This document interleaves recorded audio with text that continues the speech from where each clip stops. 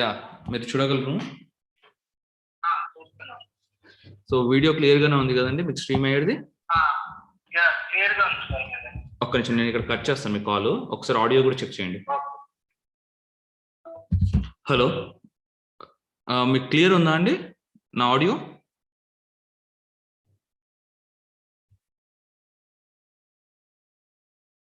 Hello, check 1 2 3 check.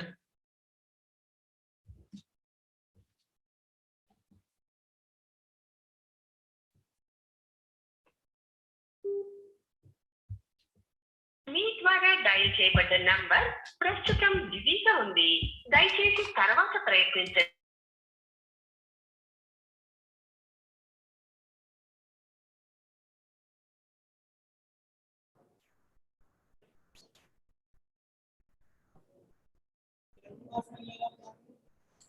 Hello, can you hear me?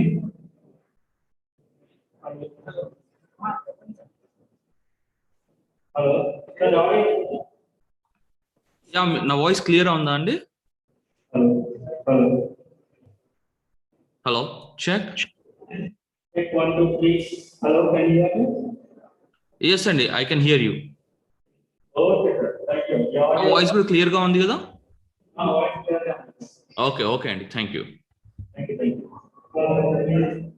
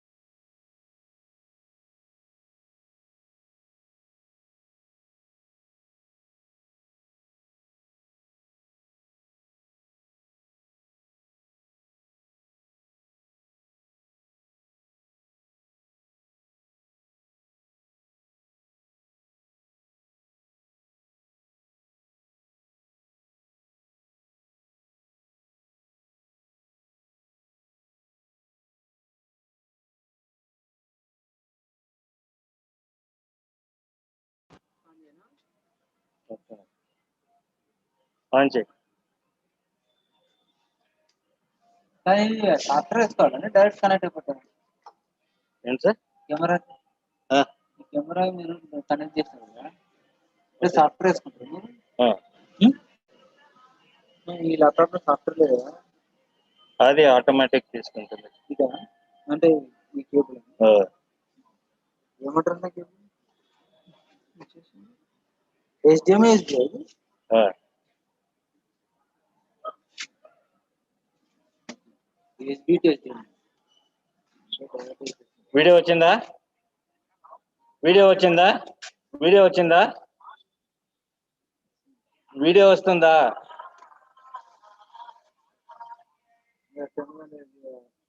Okay right right okay right done. ఇప్పుడు అక్కడ పద, అట్లనే పద, అట్లే పట్టుకో. నేను కూడా నీతో పాటు వస్తా. మీతో పాటు రాకపోతే కట్ పడిపోతుంది మళ్ళీ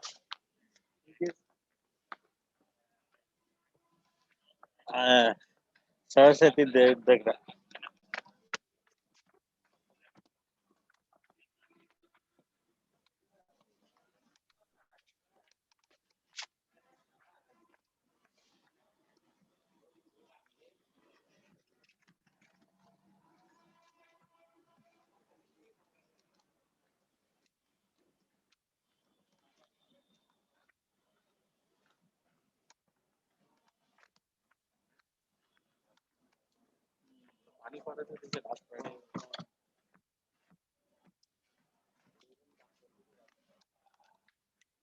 వెళ్తావా? నేను అటు వెళ్తా.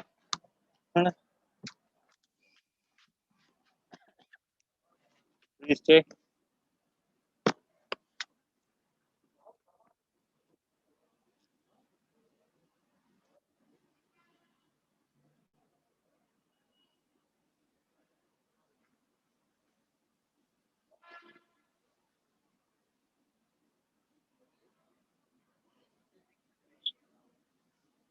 ఇప్పుడు సరస్వతి వస్తుందా? దేవుడు వస్తుందా? Okay right.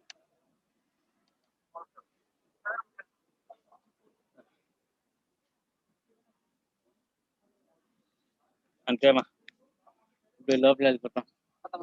అయిపోయింది. ప్రోగ్రామ్ స్టార్ట్ చేసేటప్పుడు ఇదే ప్రాక్టీస్.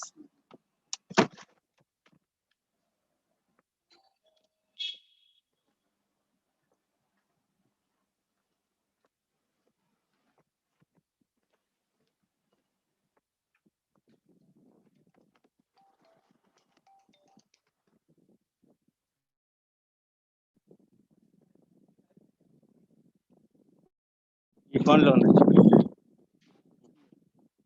ఈ ఫోన్ లో ఉంది నంబరు. వాల్యూమ్ వచ్చేస్తుంది మ్యూట్ లో అదే మ్యూట్ మ్యూట్ లోనే పెట్టాలి. ఉంది అక్కడ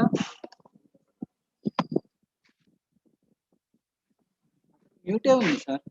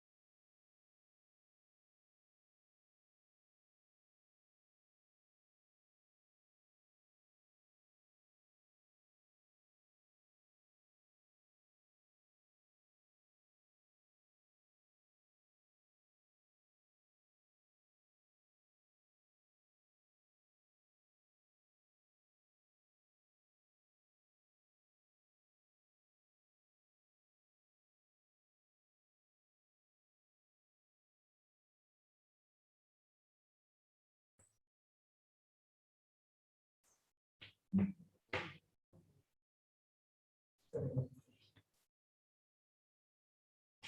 they put me into streaming only right now. Good morning. This is Mohan Reddy here. Can you hear me?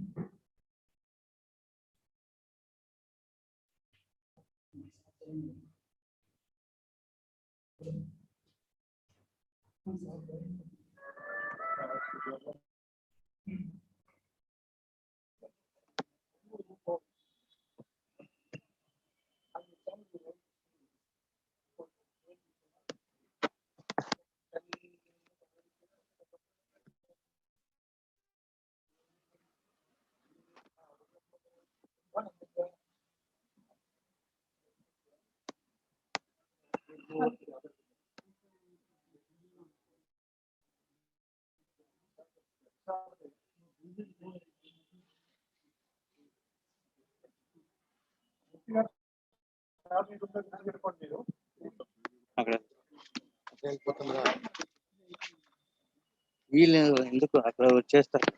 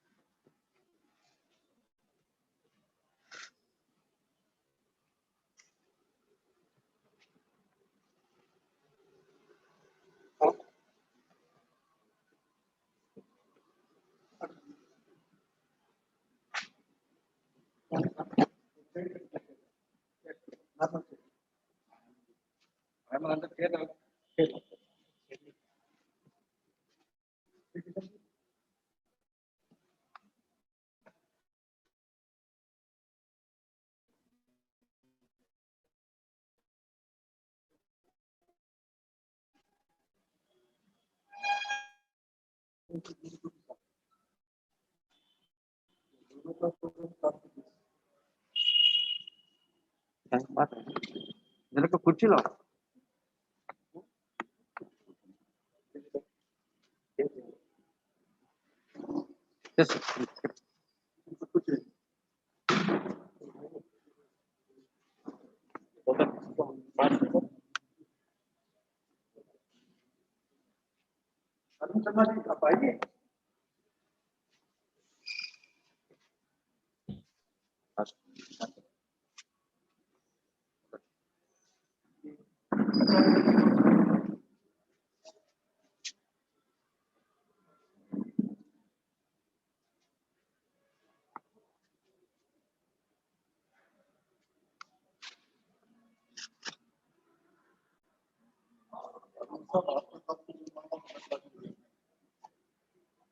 Careful, sir. Back.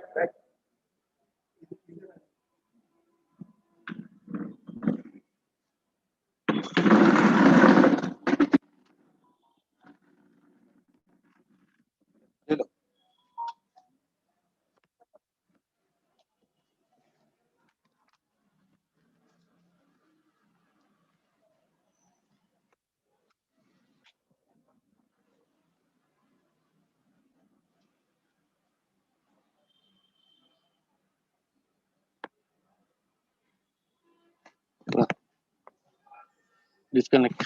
Okay.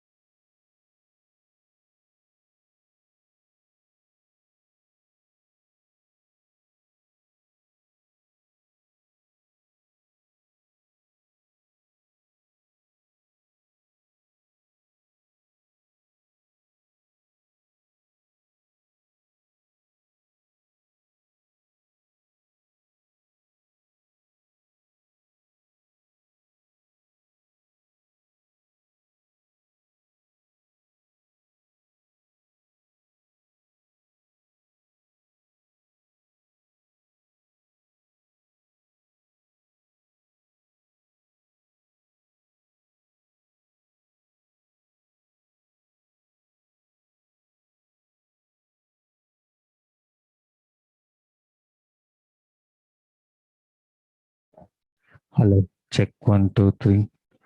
Hello, hello, check 1, 2, 3.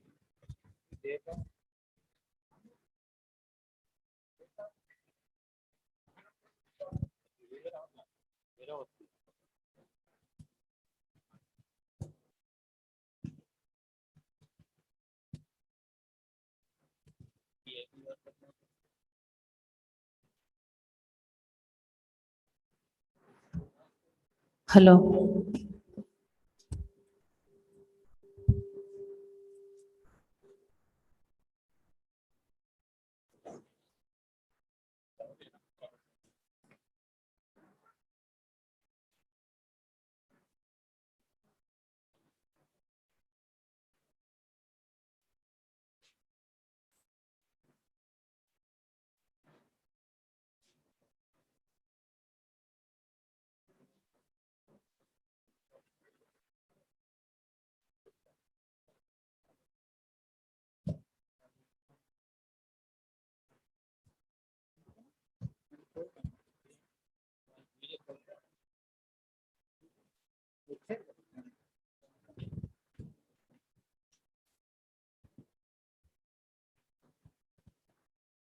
Hello. Hello. Hello.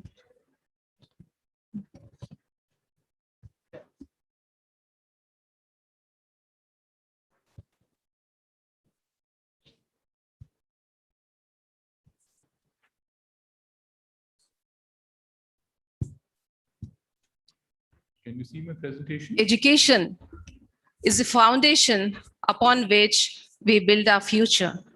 Good morning. I'm Anupama, Vice Principal, Badruka College of Commerce and Arts. Distinguished guests, members of the management, special invitees, faculty, staff members, and students. It gives me immense pleasure to welcome you all to the 72nd Foundation Day celebration of Seth Gasiram Gopikishan Badruka Educational Society and Badruka College of Commerce and Arts, a premier institute in the field of commerce education, catering to the needs of the students for the last 7 decades. Badruka Educational Society and Badruka College was founded in the year 1950 by a visionary and philanthropist, late Shri Raja Bankatlal Badruka. And the legacy was taken forward by late Chairman Emeritus Shri Raja Hariprasad G. Badruka. To begin this propitious occasion, may I invite on days the Chairman, SGGBES, Sri Lakshmi Nivas Sharma sir. Please put your hands together. I request Ms. Lakshmi, Assistant Professor of Commerce, to escort him onto the stage.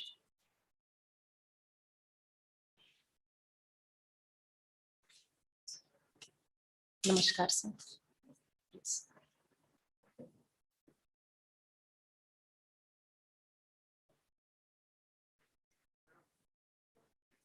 I invite on stage our special guest of the day, Padma Shri Professor T. Hanuman Chaudhary sir. I request Moti sir to please escort him onto the stage. Please put your hands together for our special guest. Now I call on days the Honorary Secretary, SGGBES, Sri Kishan Badruka sir.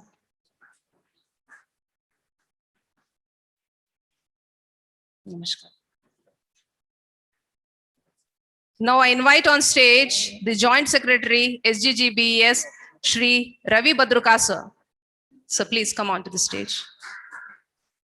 May I call on stage our DG, Professor Abhirama Krishna sir, to please come.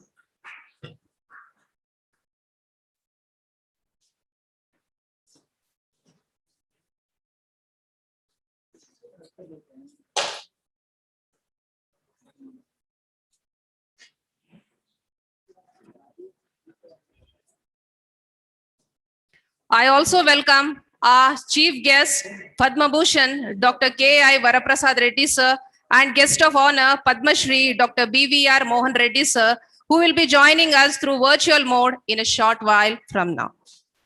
Now we have the auspicious lamp lighting ceremony as a tribute to Mother Saraswati, goddess of knowledge. I request all the dignitaries to light the lamp to invoke the blessings of the divine. So please proceed towards lamp lighting.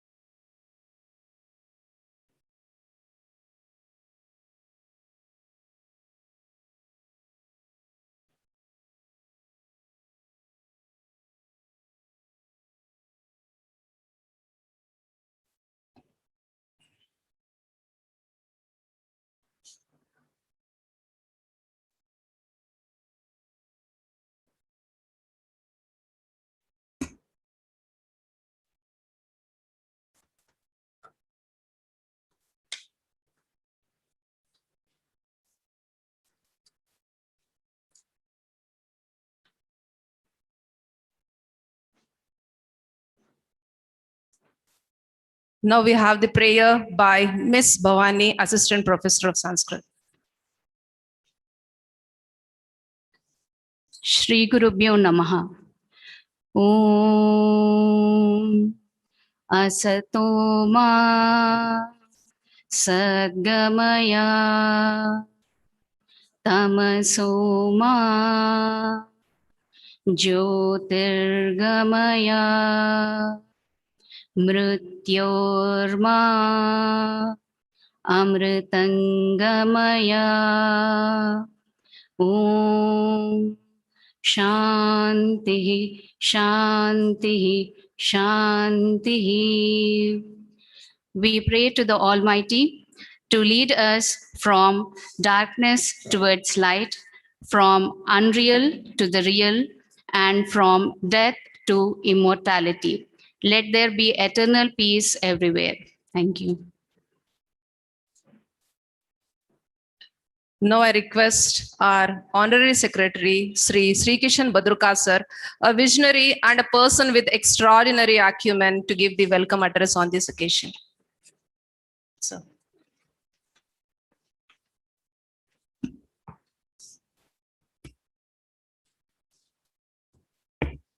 Padma Shri Dr. Hanuman Chaudhary Garu, Padma Shri Dr. BVR Mohan Reddy Garu, Padma Bhushan Shri Varya Prasad Reddy Garu, Chairman SGGBS Shri Lakshminasji Sharma, members of SGGBS Governing Council, Governing Body, Board of Constituent Colleges, senior functionaries of Badruka Educational Society, faculty members and staff, students, alumni, and other invitees. At the outset, on behalf of said Ghasiram Gopikishan Badruka Educational Society and myself, I am extremely glad to extend a warm welcome to all of you participating on this auspicious occasion. As many of you are aware, this great institution was established 72 years back on this day of 1950 by late Raja Shri Venkatlalji Badruka.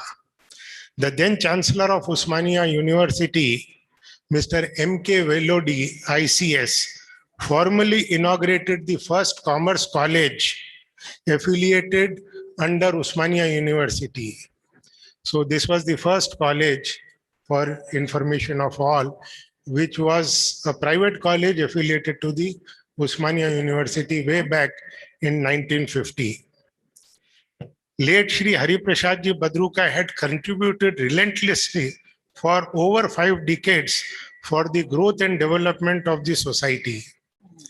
Commencing with just 16 students in the formative year, today Badruka group of institutions have carved out an indelible image in the hearts of students, parents, corporates alike as a synonym of quality education.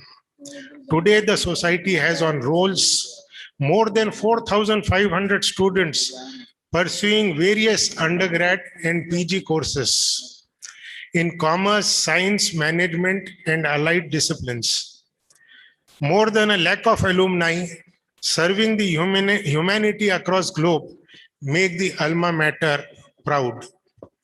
On this memorable day, the society is greatly honored to have distinguished guests in the august company of our education society and industrial luminaries, Shri Padma Shri Hanuman Chaudhary Garu, Shri Padma Shri Dr. Mohan Reddy Garu, Padma Bhushan Varaprasad Reddy Garu, to share their advice and guide the students, faculty, and all of us. I once again extend a hearty welcome to all of you. Thank you.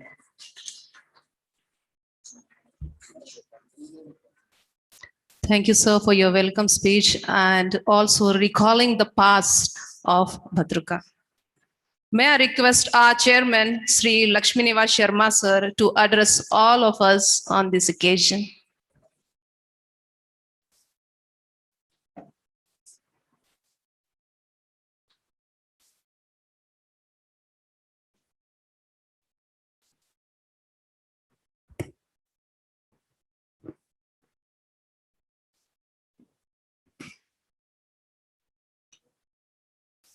Our chief guest, who is online,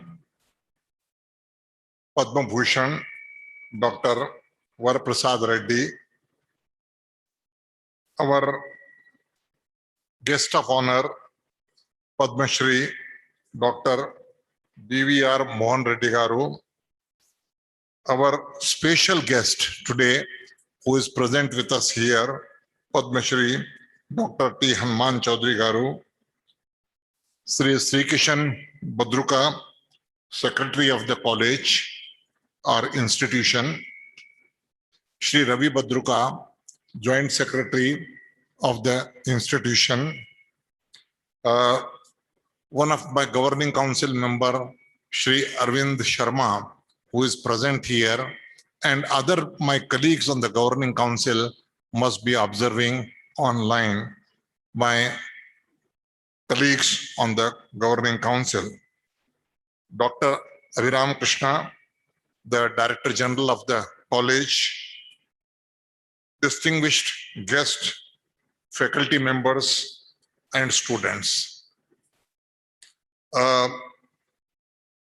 Today, we all assembled here and we are also online for the people, those who could not physically come here, including our chief guest and guest of honor, who will be online communicating to us, basically to celebrate the 72, that is 72nd Foundation Day.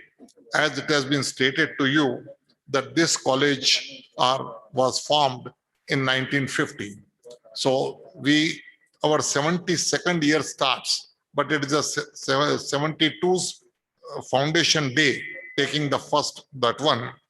And the great institution, Badruka Education Society, Sri Bankatlal Badruka was a visionary about 72 years before, when he thought of starting this such a education institution, I do not know whether he could able to dream it that this tree will flourish like that, where we have almost about 4,500 plus students every year.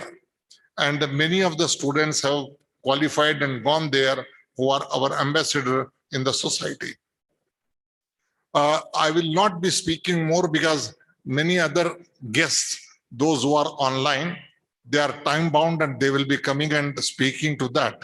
But I thought on this particular occasion, this being a first meeting which I am addressing as a chairman to all of you, instead of going for a long-term plan, I should highlight 1 or 2 or 3 points which are very short-term, but that are more essential that we have to comply with that and we should achieve that.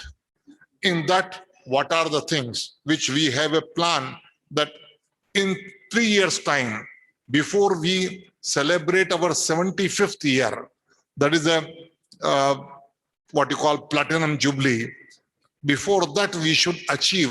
There are certain things which we hard work right from today, then only it is possible that we will be achieving that. Then we have a long-term goal and long-term plan, which we'll discuss later on, because first we have to address the short-term plan. What is that? Number one, any educational institution, no doubt this institution has been judged by the student with the flourishing number of the students, those who are joining, and we are one of the pioneer in the commerce education. But the overall recognition comes only if you have a better rating given by the NAC. The NAC rating, which last time we could able to achieve, was only B+. And such institution which has got such a good track record, and not only track record, but the facilities and other thing what we are doing, if there are any shortcoming or anything is there, right now we have to plug it so that without any fail, when the after a year's time, when the NAC team comes to visit it, and we should achieve now A+, not only A, I want A+. So that one particular reason we have to have, and we have to achieve that. Second thing, which is the most essential, again, no doubt, many of the teaching faculty may not be inclined for that. But if they are looking in the interest of the institution and interest of the student, as well as long-term planning, it requires that this college is fully qualified to be a autonomous college. Why I am telling you?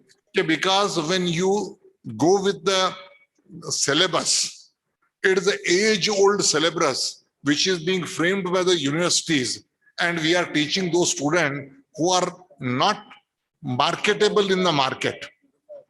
Unless until you are updated with the subject and whatever the new developments are going on, you have a continuous review of that and adopt those things. But today, the people are thinking of blockchain. They are looking after the accounting standard, international standard. And if the university themselves do not know, an institution like Badruka has to achieve that. And once though still the restriction is there, when we are affiliated with the university, and if we are following that particular course, maximum 25 to 30% of the syllabus you can modify. So if that particular situation is taken, and if we go with that, probably we will be really doing a service to the society and our student also.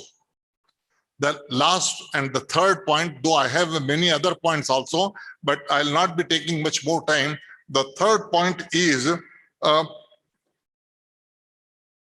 now after 34 years or 37 years, the government of India has come out with the new education policy 2020. And understand this, the government is determined to implement it. And when they are determined to implement it, and if one day they say, now it is done, at that time, if we wake up and want to do that, it will be very difficult for us to make them such change immediately. So it is necessary that our faculty people, as well as other people join together, have to look into, okay, this is a policy which has to come and we will be implementing it, and how we can implement it. More particularly, if you have seen yesterday or day before yesterday's paper, the government of India has stated that engineering education itself, which is a very tough, can be given in 7 languages. And now that is going to be implemented. So quite likely, when the education is required to be given at the lower level, where the primary level or middle school level or high school level in their mother tongue, or it is going to be given in the national language, under that circumstances, how much we are prepared for that. We have to look into that and see. No doubt, I used to tell for a number of years, okay, we became a slave by adopting the English. And somebody was telling, if you don't have English, how do you function? How the Russia is functioning, how the China is functioning, how the Japan is functioning. They are the developed countries, and they impart the education in their own language. There is no problem in educating them in English also. English can be one subject which can be taken, and a mastery can be made in English wherever you want to use. But the understanding of the student will be much better if that is being taught in their mother tongue or national language, wherever it is possible. So what I say, education in the regional or mother tongue, then another thing which is coming, which we have to prepare ourselves, now the government is thinking of flexibility in inward and outward. So if the students are coming and going, first year he completes and he goes out, and after 2 years he comes for the second year, you can take directly in the second year. If that type of situation is coming, how are you going to adopt that? Because we have to create our own modality. Whatever the government guidelines is there, we have to do that. Then selection of the subject,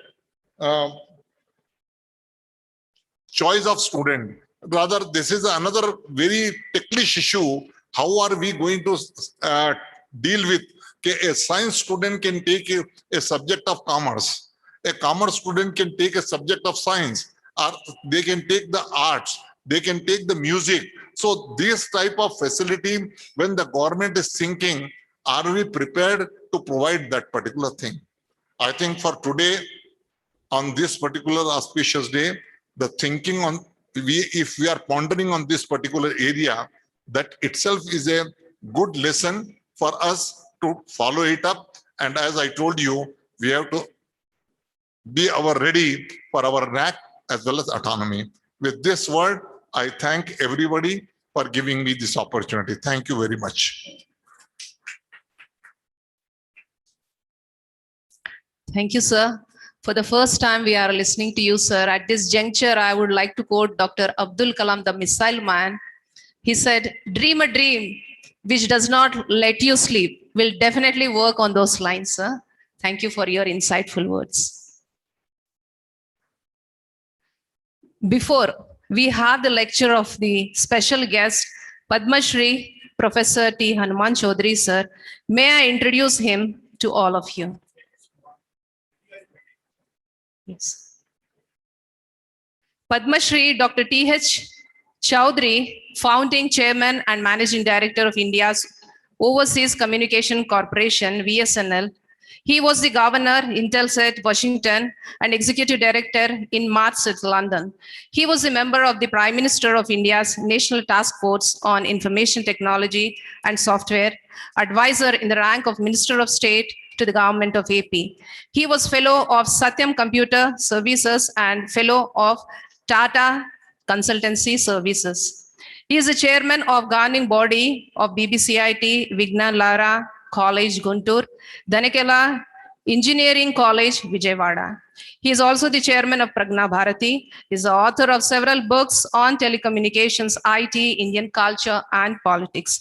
He writes on socio-political affairs, columnist for 6 journals in English and several other languages.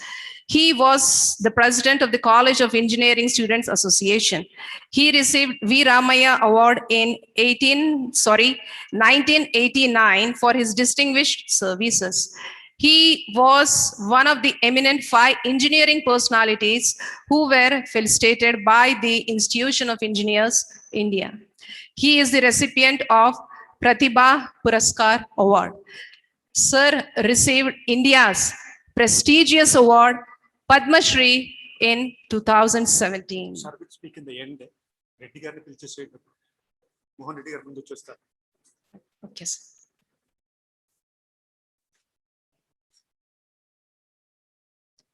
So before we proceed to Hanuman Chaudhary sir, we'll have Mohan Reddy sir, who would be joining us in virtual mode.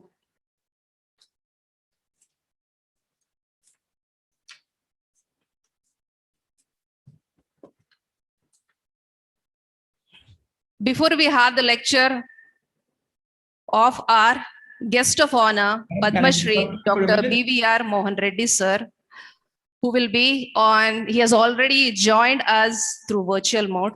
It's a privilege to present his profile to all of you. Madam, can we allow Professor Padma Shri, Dr. BVR Mohan Reddy sir is a visionary who firmly placed India on the global engineering, research and development services map by establishing Science Limited in 1991.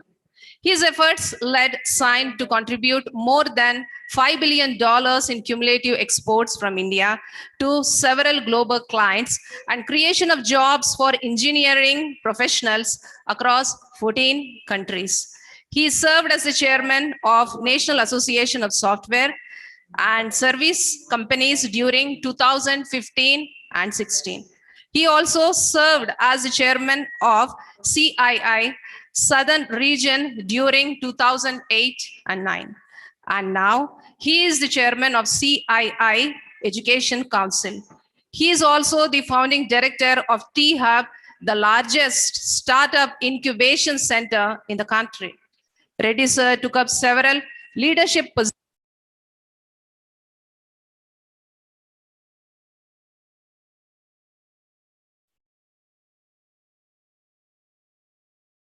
Member of the Leadership Advisory Board at University of Michigan, College of Engineering, United States of America, and a member of the Court of Governors of Administrative Staff College of India. Mohan Reddy sir has received India's 4th highest civilian award, the Padma Shri, in 2017. Please put your hands together for his contribution to trade and industry. He is the recipient of the Distinguished Leadership Award of the American Society of Mechanical Engineers. He was conferred Lifetime Achievement Awards from Hyderabad Management Association, Software Enterprises Association, and the Center for Organization Development, recognizing his industry leadership, corporate excellence, and institution building. So today, sir will be speaking on Education 4.0, a much needed approach in the present situation wherein technology is gaining momentum. Please put your hands together to welcome Padma Shri Dr. BVR Mohan Reddy sir. Sir, please, we welcome you. Thank you, madam. Can you hear me? Can Okay, he was also the, he was also the founder chairman of Sant Limited. Can you hear me? Can you hear me now? Can somebody unmute me, please?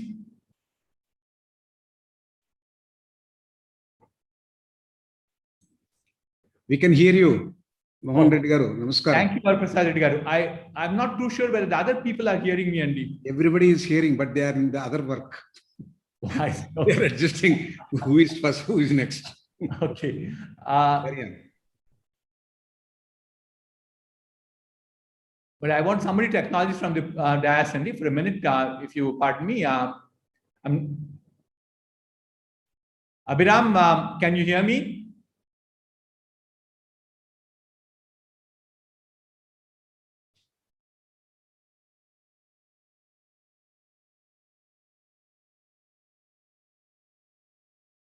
Meeru, you can hear me, Andy? Prasad? Now you're also muted off. I can't hear you. No, we are calling them on telephone to talk to you because they are in the stage adjustments still. Mohan Reddy, sir, your audio is clear. You can start, sir. Okay. Thank you, madam.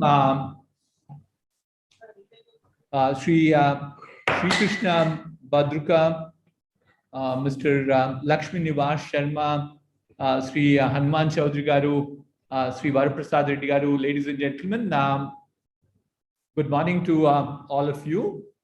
At the outset, let me first congratulate the Badruka group of institutions for celebrating their 72nd Foundation Day today.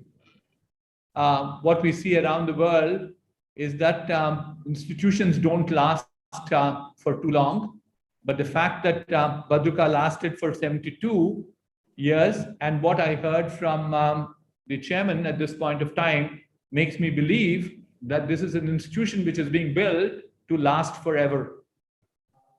Thank you very much for inviting me for your event today.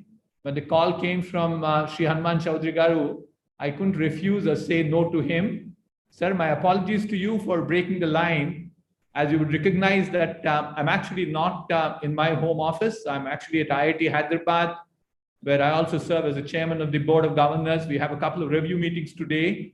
I've taken some time off to be with all of you. Madam, I need to share a presentation. Can you give me the privileges to do that?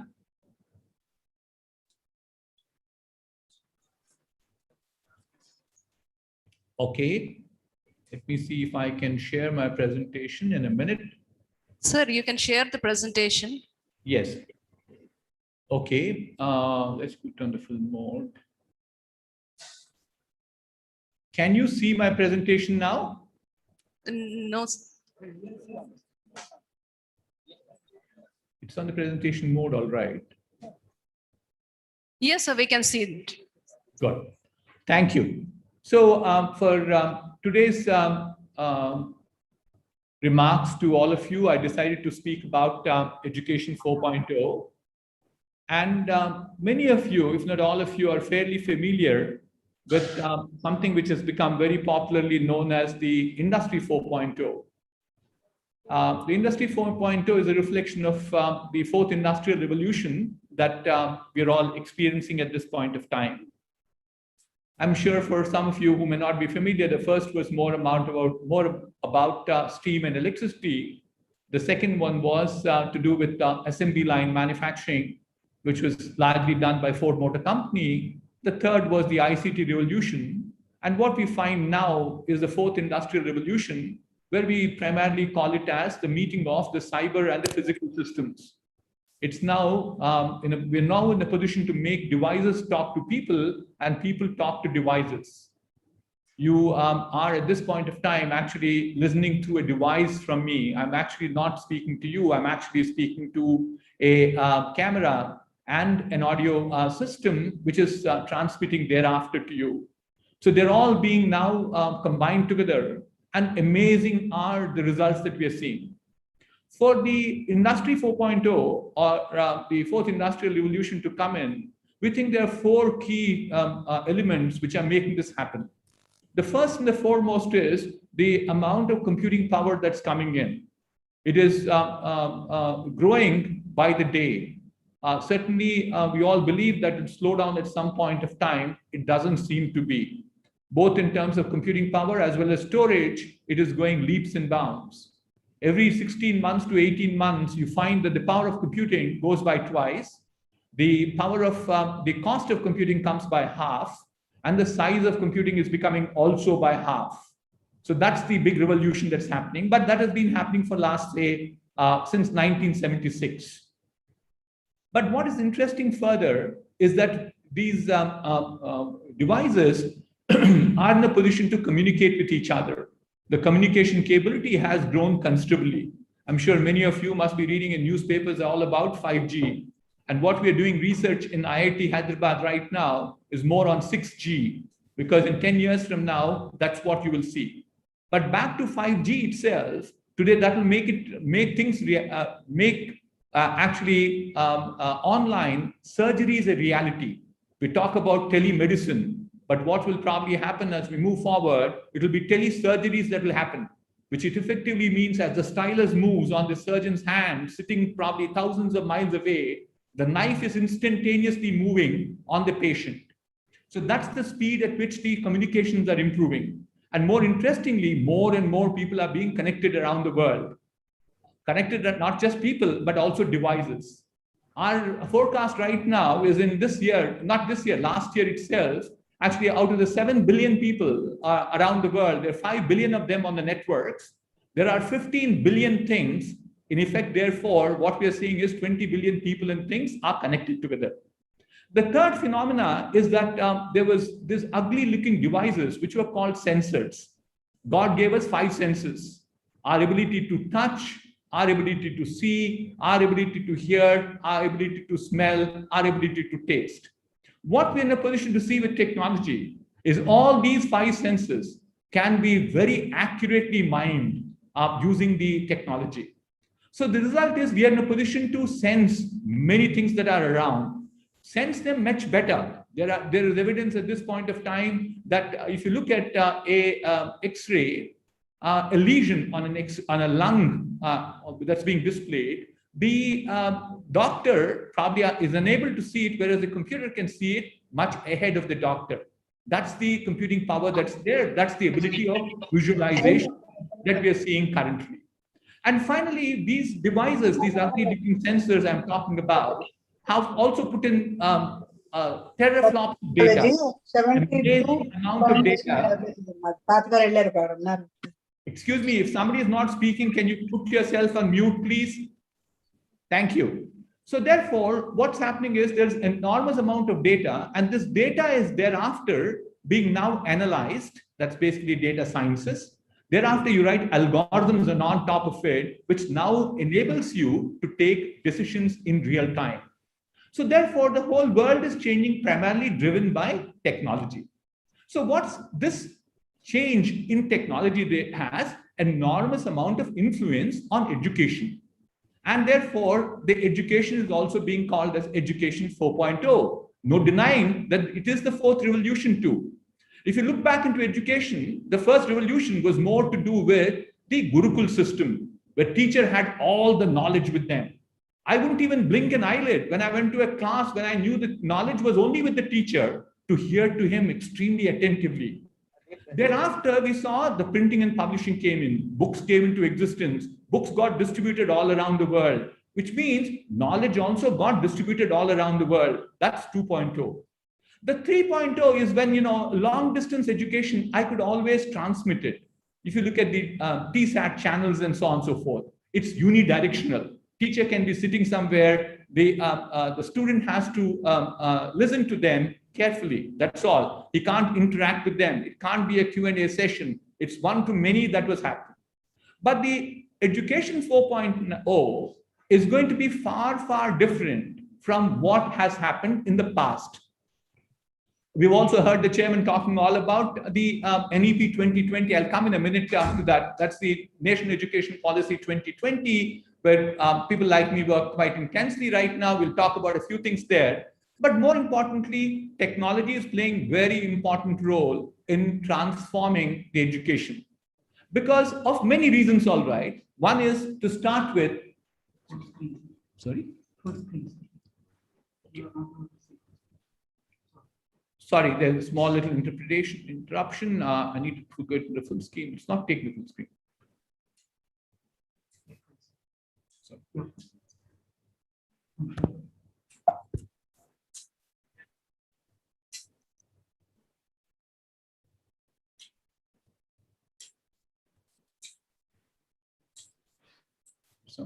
Yeah, okay.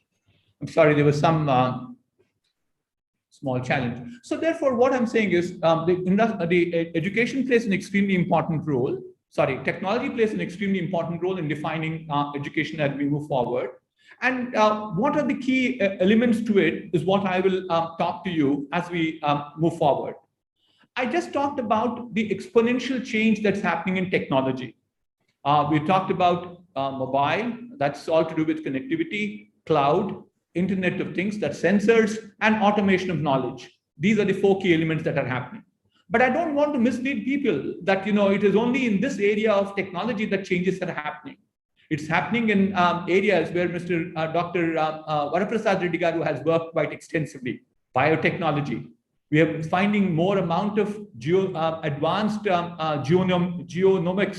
genomics. And we also have seen tremendous amount of change in materials. Actually, you must have heard about this other one called 3D printing, where instead of taking material out of a billet, we're now adding material where it is required to produce parts. And the key challenge there is more to do with the bonding of material. That's where the research is happening at this point of time.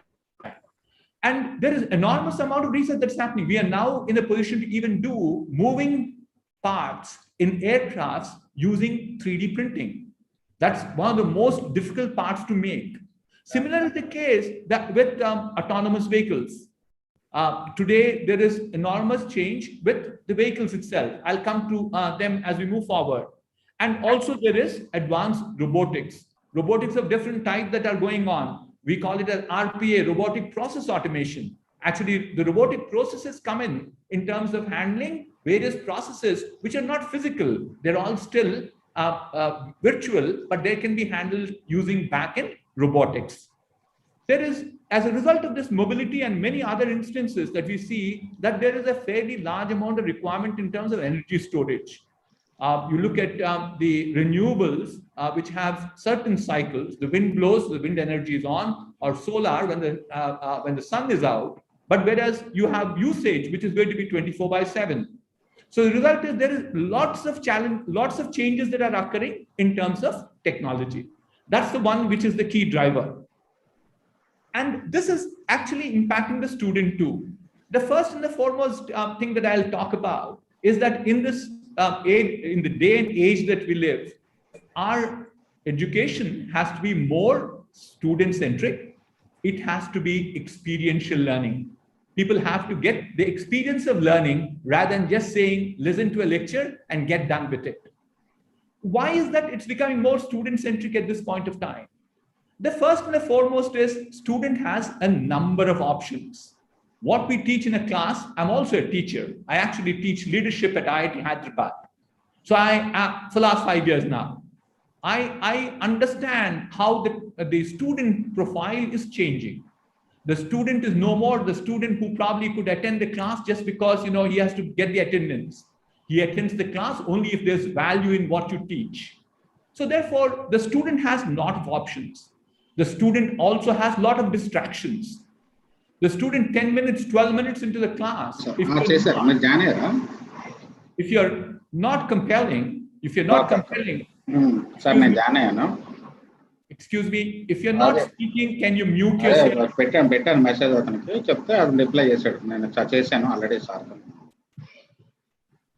Sir, can you mute yourself if you're not speaking? Okay. The second one I talked about is the distraction that the student has. And then the content is now available to the student from anywhere, anytime. So the result is, if you have to focus on the student at this point of time, to make sure the students can participate in the class better than what he has done so far. In the past, there are no choices that they had, whereas now you have many choices. So we are experimenting with a number of things in the IIT system right now. We call them as, one is that the classroom itself has gone through a change. It's not any longer the studio setting. It's more of a cluster setting that you see to the right corner. The second one is we don't want credit system which says 3 credits, 4 credits is 1 course. The guy doesn't have interest, he should drop off. So we have what is called the fractal system of courses. Each course broken down to 4 areas. If has more intensity in terms of learning that particular piece of technology, he will continue with it. And a third one, which is very interesting, which I've tried it out and I found it extremely beneficial, is the flipped classes. Primarily what happens is classroom becomes the homework and homework becomes the classwork. Whatever I need to teach in the class, I make a video clip of it and send it to the student. The student listens to it at home. Therefore, thereafter, it becomes a discussion in the classroom. It is not just between the student and the teacher.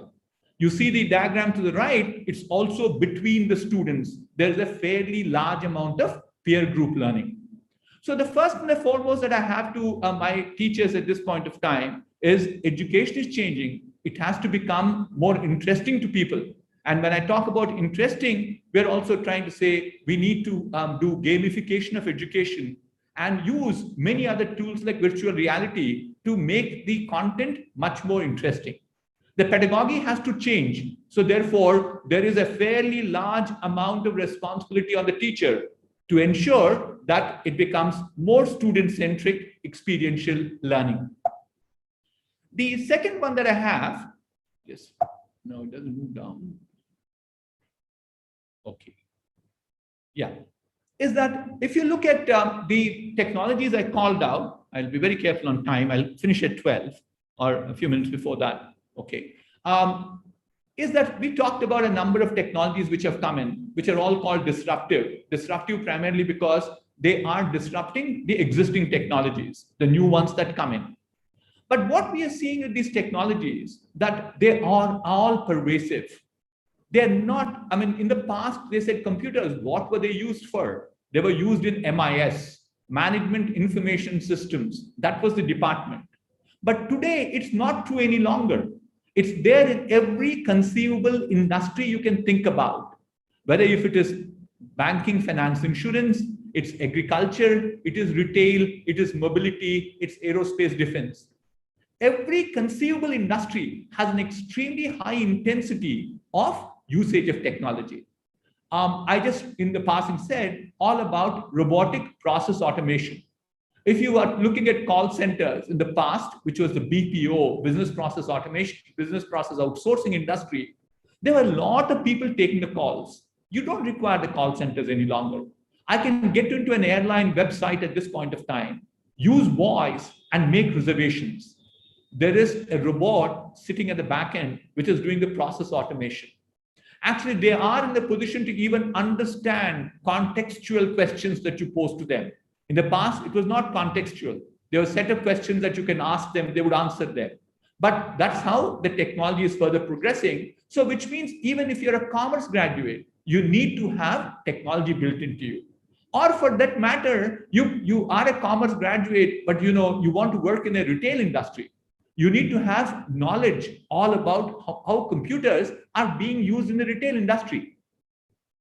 You don't have so many shop clerks were as in the past.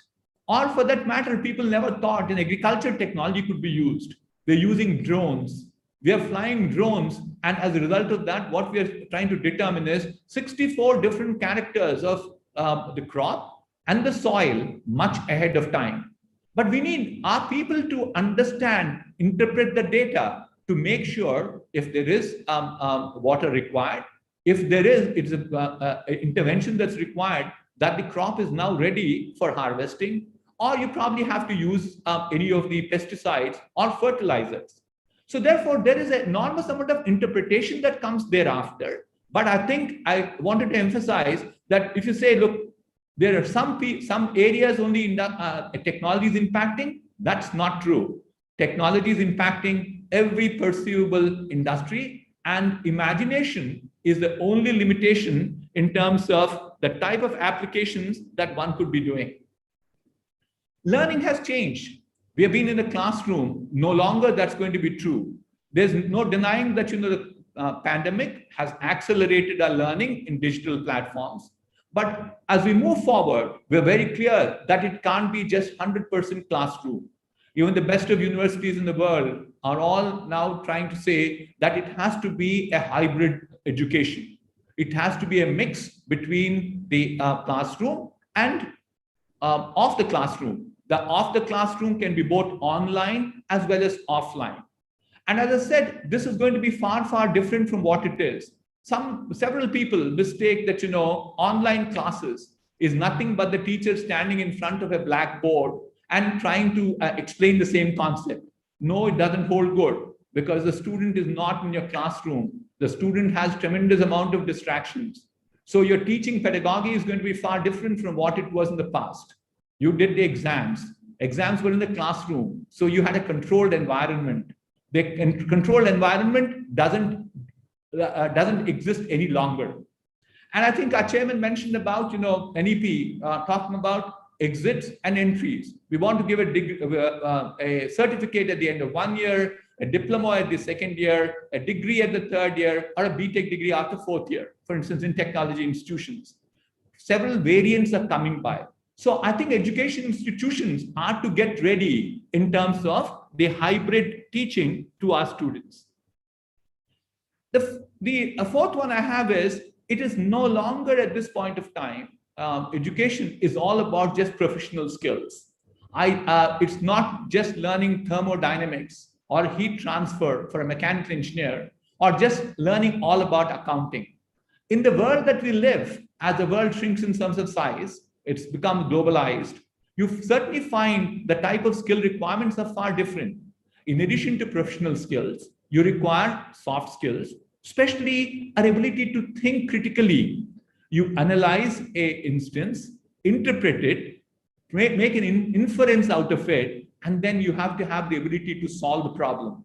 So that is the ecosystem we have to create in our education institutions, irrespective of what we're teaching, to enable the students to develop critical thinking, design thinking, problem solving. The problems need not be just technical problem. A problem that comes in as a technology problem is to say, can I have a bedside health monitoring system which is using high technology, which doesn't have any more wires?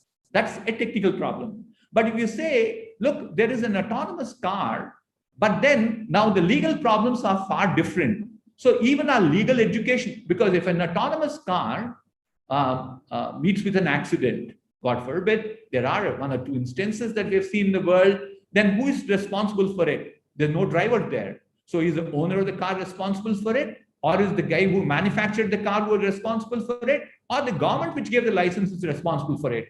So therefore, there is going to be a fairly large number of legal issues that will come by. And the other thing that I also like to emphasize is that we need to make use of our time in education institutions to make sure that these people become practical. They start understanding and addressing real life problems. It can't be that, they make project reports which were actually printed in one of our local neighborhoods. It has to be, they have to learn them because that's the best way that they can make use of their time. So here is what I have as other thing that has happened is that look at the way in which technology has changed. I have to divulge that I am a mechanical engineer by training. I graduated a few years after Dr. Varaprasad Reddy from the same institution, College of Engineering, Kakinada, way back in 1971. And what I learned all about automobile those days is what you see on the left-hand side. Automobile had this huge thing, internal combustion engine. That's the power plant for an automobile. There used to be this big arrangement called the rack and pinion arrangement, which is basically the steering wheel, which has rotary motion, has to then convert into the wheels, which have to have a lateral motion. There is something called a differential. Primarily, when you take a turn, the inner wheels of a car have to rotate at a lower speed compared to the outer wheels. And that is done through this mesh of gears called the differential. You look at the right-hand side, that's the new car of a Tesla, Model 3. All of them have disappeared. What does it have? LiDAR, sensors. There's a main computer located in the boot. There's a huge battery built into it. All of these are completely different. What does it mean to us? It means to us that, what I had as skills as a mechanical engineer those days, or say that I was an automobile engineer, are not valid any longer. I have to continuously learn. So learning becomes a continuous problem. Learning is no longer one time, it has to be continuous. So is the case that you have seen with cameras. You look at the Kodak camera. Kodak was a household name. If Kodak movement, as it was called, if I want to pose for a picture, people said, pose for the picture, and that was called the Kodak movement. That has gone and given way to smartphones.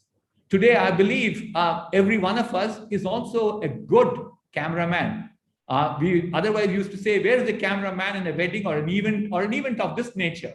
Somebody used to come and take pictures. It's not necessary. Every one of us, actually, as this gets video streamed, somebody can run algorithm on the top of it, take the best pictures out of them. So learning cannot be one time. Learning has to be lifelong. Let me conclude by saying many elements that I talked about are also reflected in the national education policy. The chairman called out some of them. That yes, it has to be holistic education. It has to be student-centric. It has to be pedagogy, has to be updated. Our curriculum has to be updated. Very importantly, I'll also call out saying that our faculty, our teachers have to be trained again. For teachers too, it has to be a continuous process. It cannot be one time. And the timing is perfect, absolutely, at this point of time, because there is a clarion call given by the government which says Atmanirbhar Bharat. We need to produce more amount of goods from India, which are innovated, designed, engineered, manufactured, supported from India.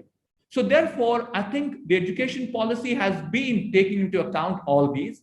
They're giving enormous amount of flexibility to the education institutions. My earnest appeal to the Badruka group of education institutions is please go ahead and implement them, as many as you can. For the simple reason, at the end of it, you'll find it beneficial. I'll conclude in a very optimistic note at this point of time. COVID has created a tremendous amount of challenge to lives, livelihoods, equally important to our learning too. But I think what we need to do is that, we can't get, and learning is still not open. Students are not coming back to school. Even in the IIT system, we have still not got students back to us. We're trying to find ways and means by which it can be done. And a number of people are getting disillusioned. That's not, I think, true. That's not good for people. We have to definitely understand what realism is. The realism is this is going to be troublesome for a little more time, but continue to be optimistic, saying that at the end, we will come out as the winners. It has to be a balance between realism and optimism. So again, congratulations to Badruka management for celebrating 72 years of foundation, and we wish all of them all the very best. Thank you.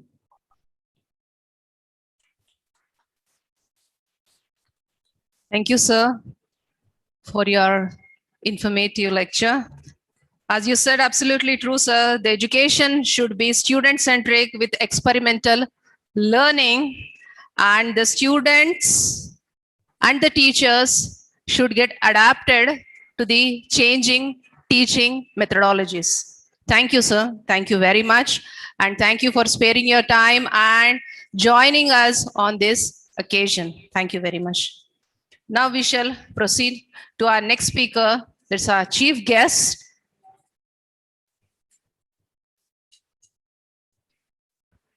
And it's time for the most awaited lecture. That's the lecture of our chief guest, Padma Bhushan, Dr. K.I. Varaprasad Reddy, sir, who has already joined us through virtual mode.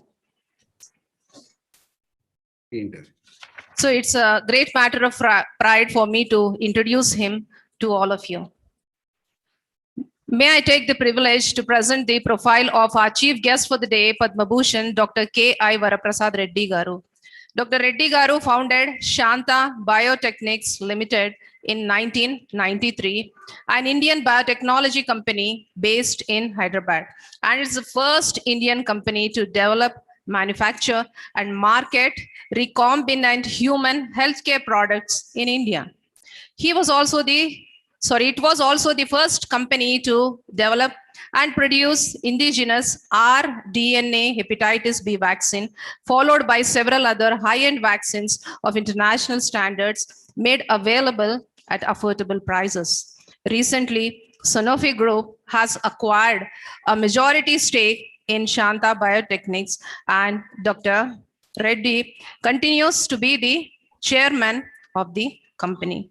Sir has many prestigious awards to his credit, and the most prestigious one is Padma Bhushan by the Government of India in 2005. Please put your hands together. And the most current one being the Lifetime Achievement Award in 2019 by CEO Clubs India. Sir, we are greatly honored by your presence. Thank you for accepting our invitation. We heard about wealth creation through a variety of methods using financial products. Today, we shall listen to Sir on the topic education for wealth creation. Please put your hands together to welcome once again our chief guest, Padma Bhushan, Dr. K.I. Varaprasad Garu. Sir, please. Namaste. My pranams to all the dignitaries on the stage, Badruka Group Chairman, and most respectful, my Guruji, Hanuman Chaudhary Garu, to all of you, my pranams, and also to all the teachers who are attending this seminar. And my congratulations to Badruka family for creating such an institution to impart knowledge. In recent days, we heard that even Chairman of Badruka also mentioned the technical education also to be taught in their own mother tongue. In fact, I want to say in the initial first sentence itself, I would like to talk in Telugu, my mother tongue, because I made a commitment to myself that I should speak in my mother tongue to Telugu people. But I was told by Professor Rao that there are some North Indian students also are there. But I hope by this time they might have got adapted to local language Telugu. So I shift between both English and Telugu. Pardon me for that. By that I will not circumvent my own commitment of talking in my mother tongue to the students. My friend, very successful gentleman, Dr. Mohan Reddy, he has given the future, what is going to be the education, how the students are going to face the new world with new innovations. And he is asking institutions to prepare themselves for this kind of change. It is a phenomenal change. But my point of talking today is a little different. I am not that technical savvy. I departed from my own electronics to the most needed at the time in 91, 92 for a vaccine. Not that I learned anything in life sciences, but the circumstances made me to get into biotechnology and make a vaccine in local, what you call, make it locally available, make it affordable. That was my motto. Though I do not belong to life sciences, I took a challenge and then did it because the other stalwarts refused to take it up, believing that biotechnology is not yet ripened in India. They had doubts that biotechnology-based products is difficult to make in 91, 92. And Shanta was the first company to venture into biopharma. Not that I did it, but I have teamed up some good scientists who are motivated to do something for the motherland, to have our own vaccine with our indigenous technology without depending on foreign sources for technology. So we did that. It was at that time a challenge, and God was with us for a noble cause. You know, there is an adage in English, if your intentions are noble, the entire universe will conspire to make it happen. That's what happened. I do not know life sciences. I do not have any touch of or iota of information on life sciences. At the time, biotechnology was not heard of in India. The government institutions also shied away to encourage me or even to allow me to talk to them on this subject. Banks refused to finance, and no institution came forward to help us out to initiate this program of biopharmaceutical.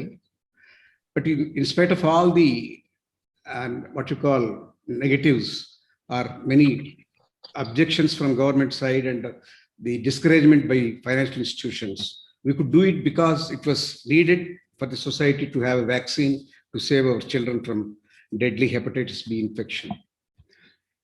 Now, my point of view is, anyway, Dr. Mohan Reddy has substantially informed you the future education and the future needs for the industry, how the people should gear up for the new kinds of education. But I want to go back to one more thing. Now I switch to Telugu also, because some of the Telugu words, padalu, I cannot find equivalent in English. This is our culture. But see the certain words, for example, I speak about dharma. What is the real translation to dharma in English? I don't find anything. Samskriti, yes, people say easily culture, but that is not exactly equivalent. In such situations, better I speak in my own mother tongue, you will definitely able to understand. ఒక దేశం దిగజారిపోయిందంటే దాని అర్థం ఆ సమాజం గొప్ప వ్యక్తుల్ని తయారు చేసుకోలేకపోయింది అని స్వామి వివేకానంద చెప్పారు. అంటే ఏ దేశం గొప్పతనమైనా it doesn't depend only on science and technology but quality of people. ఒక సమాజం ఉన్నత సమాజం అని ఇప్పుడు చెప్తా ఉంటే వాళ్ళకి ఒక ధర్మం, వాళ్ళకి ఒక సంస్కృతి, వాళ్ళకి ఒక సంప్రదాయం, they have a tradition to follow and they are righteous in their actions and their thinking. దీనికోసంగా మహానుభావులు వేల సంవత్సరాల క్రితమే మనకు వేదాలు, ఉపనిషత్తులు రూపొందించి ఒక నియమమైనటువంటి జీవితాన్ని, నియమబద్ధమైనటువంటి జీవన సరళిని నిర్దేశించి దిస్ ఇస్ ది ధర్మ, this the Satyam, you have to follow this అని కోడ్ ఆఫ్ కాండక్ట్ ఇచ్చారు. దానివల్లనే దాన్ని అనుసరించి వస్తున్నటువంటి జాతి మనది. కాబట్టే కొన్ని వేల సంవత్సరాల క్రితమే మనకు నలంద యూనివర్సిటీ, మనకు నాగార్జున యూనివర్సిటీ ఇలాంటివి ఉంటే foreign students used to come to us, not that we have to go to other universities as it is happening today. వేల సంవత్సరాల క్రితమే మనం గురుస్థానంలో, when the top of the education and India was reckoned for its innovations, India is known for its many achievements, what science today is imagining, discovering, all these things were already done before, thousands of years back. That is the belief. If you follow that, what is defined in Vedas, సకల మానవాళిని ఏకోన్ముఖం సమైక్యం చేయడానికి మన మహర్షులు సంస్కృతి అనే పేరుతో ఒక నిర్దిష్టమైన జీవన విధానాన్ని నిర్దేశించారు. సంస్కృతి పరమార్థం ఏమిటంటే, ప్రయోజనం ఏమిటంటే విశ్వ కళ్యాణం, అంటే ధర్మంగా జీవించడం. ధర్మంగా జీవించడం అనే దానికి డెఫినేషన్ ఏంటంటే, మనం ఎవరికైనా హాని చేయకూడదు, మనం ఇతరులు మనల్ని ఏమి చేయకూడదు కోరుకుంటాం, మనవది ఇతరులకు చేయకూడదు. ఇది ప్రధానమైన సూత్రం ధర్మానికి. మనం ఇతరులు మనకి ఏం చేయకూడదు కోరుకుంటామో, మనం అదే ఇతరులు కూడా చేయకూడదు. అదే ఫండమెంటల్ సూత్రం ఫర్ ధర్మం. ఆ బేసిస్ మీద మన గురుకులాల్లో విద్య చెప్పారు. అంటే వాడు మహారాజు కావచ్చు, ఒక సామంతరాజు కావచ్చు, లేదా మామూలు ఒక ఉద్యోగి కావచ్చు, లేదా ఒక కార్మికుడు కావచ్చు, కర్షకుడు కావచ్చు, అందరూ గురుకులానికి వెళ్ళి ఒకే స్థాయిలో చదువుకున్నారు. మహారాజు కొడుకని, చక్రవర్తి కొడుకని కాకుండా ఒక సైనికుడు కొడుకు కూడా వాళ్ళతో పాటు కూర్చొని విద్యను అభ్యసించారు. గురువు దగ్గర అందరూ సమానమే. వాళ్ళు కేవలం ఒక విద్య చెప్పలేదు, విద్యతో పాటు సంస్కారం నేర్పించారు. ఆ సంస్కారం లేకపోయినప్పుడు ఒక విద్య ఒక్కటే అది రాణించదు. విద్య, చదువు, సంస్కారం అన్నటువంటి మనకు జంట పదాలు ఉన్నాయి. ఇవాళ ఏమైందంటే కార్పొరేట్ రంగంలో చదువు అంటే ఏంటంటే కేవలం గ్రూప్ సబ్జెక్ట్స్లో ర్యాంకుల వెర్రితో 99.35%, 99.56% అన్న ర్యాంకులు పడిపోయి ఇక వాడి విద్యార్థిని ఒక రోబోలోగా, మార్క్స్ మేకింగ్ రోబోగా తయారు చేశారు. And he doesn't understand what are his fundamental duties. He doesn't understand importance of father, mother, guru and society. ఇవన్నిటి మీద అవగాహన లేకుండా పోయింది. రోజుకి 24 అవర్స్లో 18 గంటల సేపు స్పెషల్ క్లాసులు అవి పెట్టి వాడు కేవలం గ్రూప్ సబ్జెక్ట్స్లో రుబ్బి 99.5% తెప్పించి ఐఐటీస్కో లేకపోతే అమెరికాకో పంపించేసి ఇక్కడ ఉండవలసిన మేధో సంపత్తిని మనం ఎక్స్పోర్ట్ చేసేసి ఇక్కడ ఉండాల్సినటువంటి యువతీ యువకులు ఇక్కడ ఈ దేశానికి కంట్రిబ్యూట్ చేసినటువంటి సందర్భాన్ని మర్చిపోయి గ్రీనర్ ప్యాస్చర్స్కి ఎగిరిపోతున్నారు. అక్కడ కంఫర్ట్స్ ఉన్నాయి. హ్యాపీనెస్ ఉందో లేదో నాకు తెలియదు, కానీ లేదని అనుకుంటున్నాను. నా అనుభవంలో అక్కడ హ్యాపీనెస్ తక్కువే. దానికి కూడా ఒక నిదర్శనం చెప్తాను. ఇది కంఫర్ట్స్ పెరిగిన దగ్గర మెంటల్ హ్యాపీనెస్ ఉండదు. గ్యాడ్జెట్స్ ఉన్న దగ్గర మనుషులు తక్కువైపోతారు. గ్యాడ్జెట్స్ అవసరమే, గ్యాడ్జెట్స్ని యూజ్ చేయాలి. మనుషుల్ని వాడుకోకూడదు, మనుషుల్ని ప్రేమించాలి. మనిషిని ప్రేమించడం మానేసి మనుషులు వాడుకోవడం మొదలైంది, గ్యాడ్జెట్స్ని ప్రేమించడం మొదలైంది. ఇవాళ మన పిల్లలు ఎవరు కూడా మన వైపు చూడరు. మనం ఇచ్చే కంప్యూటర్ మీదనో, మనం ఇచ్చేటువంటి ట్యాబ్లాయిడ్ మీదనో, మనం ఇచ్చే స్మార్ట్ ఫోన్ మీదనో దృష్టి పెడుతున్నారు. ఒక కుటుంబంలో 10 మంది కూర్చుంటే ఆ ఇంట్లో ఎవరి పాటికి వాళ్ళు ఒక స్మార్ట్ ఫోన్ పెట్టుకొని దాంట్లో చూస్తున్నారే కానీ తల్లితో బిడ్డ మాట్లాడదు, బిడ్డతో తల్లి మాట్లాడదు, అక్కతో తమ్ముడు మాట్లాడు. ఇలాంటి పరిస్థితి గ్యాడ్జెట్స్ యుగం అయిపోయిన తర్వాత మానవీయ కోణం తగ్గిపోయింది. No doubt technology is the only source and entrepreneurism is the other source to make it any country financially stable. ఈ ఫైనాన్షియల్ స్టెబిలిటీ రావాల్సిందే, మరి కొత్త ఇండస్ట్రీ రావాల్సిందే. ఈ ఇండస్ట్రియల్ రెవల్యూషన్ 4 లెవెల్కి వెళ్లాల్సిందే, 5 లెవెల్ కూడా వెళ్లాల్సిందే. కానీ దాంతో సరిసమాన స్థాయిలో ప్యారలల్గా సంస్కారం అనేది నేర్పించకపోతే ఈ జాతి ఏమైపోతుందని భయం నాకే కాదు, ఆలోచించే ప్రతి ఒక్కరికి ఇది తోయాలి. ఇప్పుడు అది ఎలాంటి పరిస్థితికి వస్తామంటే దానికి ఒక నన్నయ్య గారు ఒక పద్యంలో చెప్తారు, జ్ఞాన కలునిలోని శారదయువోలే. అంటే బాగా చదువుకొని ఉంటాడు కానీ వాడికి జ్ఞానం కన్నా కూడా వేరే జ్ఞానం ఎక్కువ, అంటే స్ట్రీట్ స్మార్ట్నెస్ ఎక్కువయి ఈ చదువుతో ఈ జ్ఞానంతో సమాజాన్ని how to deal with the society to make more money in short come way అనేటువంటి ఆలోచనలు వచ్చి దేశానికి ప్రమాదకారిగా తయారవుతారు.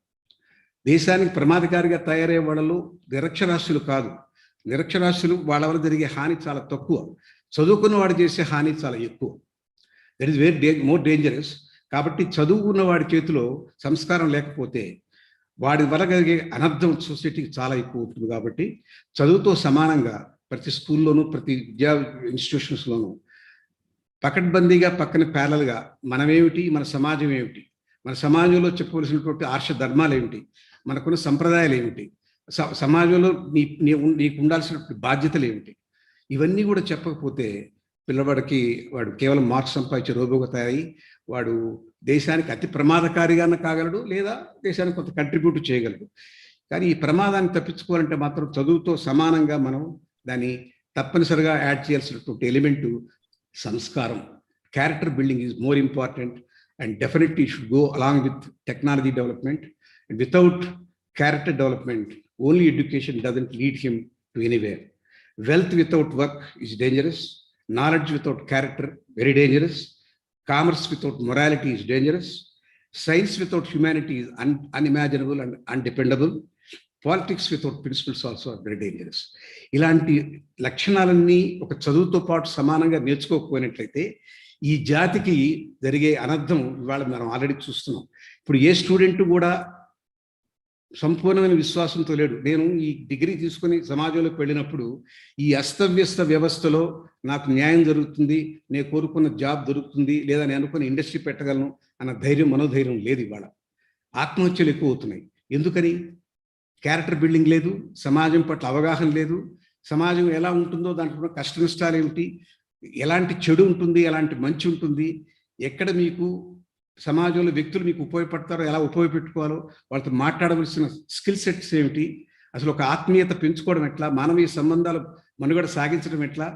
కేవలం మీ డిగ్రీ, మీ పేపర్ డిగ్రీ మీకు హెల్ప్ చేయదు. Unless you are having good network with people who are going to help you in any way. Society doesn't depend only on your degree. You have to have relationship with other human beings.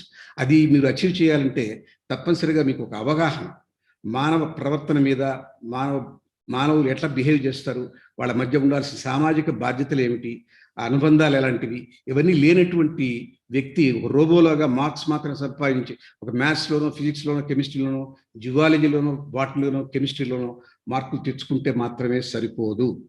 ఒకనాడు మేము చదువుకునే రోజుల్లో, అంటే నేను నా చదువు high school studies అంతా 58, 59, 60 ఆ ప్రాంతాల్లో మాకు మోరల్ క్లాస్ అని ఉండేది. దాంట్లో నాన్ డీటెయిల్ టెక్స్ట్ అని ఉండేది. మనకి ఎన్నో పురాణాలు, ఇతిహాసాలు చెప్పారు. మహాభారత యుద్ధంలో ఎంతమంది సైనికులు పనిచేశారు, ఎంతమంది చనిపోయారు కాదు లెక్క. అసలు యుద్ధానికి ప్రాతిపదిక ఏమిటి, నేపథ్యం ఏమిటి, ఎందుకు దురాశ వలన దుర్యోధనుడు యుద్ధం చేశాడు, అది ఆ దురాశ ఎన్ని రకాల కారణాలు, ఎన్ని అనర్థాలు సృష్టించిందో చెప్తారన్నమాట. ఇవన్నీ చెప్పకపోతే ఈనాటి విద్యార్థికి కేవలం మ్యాథ్స్, ఫిజిక్స్, కెమిస్ట్రీ చదువుకొని, ఎలక్ట్రానిక్స్ చదువుకొని వచ్చేస్తే అతను మనిషిగా ఉంటాడని నేను అనుకోను. కేవలం అతను మార్క్స్ రోబో, అదొక మంచి జాబ్ రావచ్చు, జాబ్లో అతను 4 రూపాయలు సంపాదించుకోవచ్చు, కానీ సమాజానికి ఏ రకంగానూ ఉపయోగపడ్డు, సమాజానికి ఒక రకంగా ప్రమాదకారిగా తయారవుతాడు, తన కనీస ధర్మాలు కూడా నిర్వర్తించలేనటువంటి అయోగ్యుడు అవుతాడు. వీటన్నిటి దృష్టిలో పెట్టుకొని విద్యలో తప్పనిసరిగా సంస్కారం అనే పాయింట్, ఆ ఎలిమెంటు చేర్చకపోతే రానున్న రోజుల్లో భయంకరమైనటువంటి హింసాత్మకమైనటువంటి మనుషులు, టెర్రరిస్టులు అనేవాళ్ళు ఎందుకు వచ్చారు ఇవాళ అంటే ఆ విద్య లేకనే. మీరు గమనించే ఉంటారు, టెర్రరిజం ఎక్కడ స్టార్ట్ అయిందండి, ఎక్కడ విద్య లేదో, ఎక్కడ సంస్కారం లేదో అక్కడే స్టార్ట్ అయింది.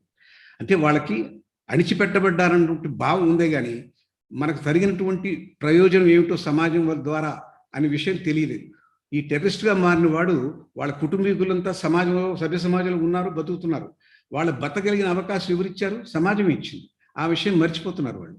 అంటే ఏమిటి, వాళ్ళకి ఆ చైతన్యం కలిగించినటువంటి సందర్భం లేదు. మన విద్యాలయాల్లో, ఇన్స్టిట్యూషన్స్లో తప్పనిసరిగా వాడిని సంపూర్ణమైన వ్యక్తిత్వం మనిషిగా తీర్చిదిద్దాల్సిన బాధ్యత గురువుల పట్ల ఉంది. అసలు నిజానికి చదువు, సంస్కారం అనేది ఇంట్లో అమ్మ ఒడిలో నుంచే ప్రారంభం అవుతుంది. అమ్మ ఒడి నుంచి బడికి వచ్చినప్పుడు గురువులు టేకప్ చేస్తారు. మనం బడి నుంచి సమాజంలోకి అడుగుపెట్టినప్పుడు సమాజం పట్ల కూడా అవగాహన ఉండాలి అని గురువు చెప్పంపించిన తర్వాత సమాజం పట్ల వాళ్ళ అవగాహన మార్చుకొని ఈ సమాజం నుంచి నేనేమి నేర్చుకోవాలి, ఏమి తీసుకోవాలి, నేను తిరిగి ఏమి ఇవ్వాలి. కేవలం తీసుకోవడమే కాదు కదా, బ్యాలెన్స్ షీట్ సరిపోవాలి, క్రెడిట్ బ్యాలెన్స్, డెబిట్ బ్యాలెన్స్ సరిపోవాలంటే సమాజం నాకు ఇంత ఇచ్చింది, నేను తిరిగి ఇంతకన్నా ఎక్కువ ఇవ్వాలి అన్నటువంటి భావన కలిగించేటటువంటి విద్య మనకు కావాలి. విద్యకి అలంకారం ఎప్పుడంటే దాంట్లో మానవీయ కోణం యాడ్ చేసినప్పుడే.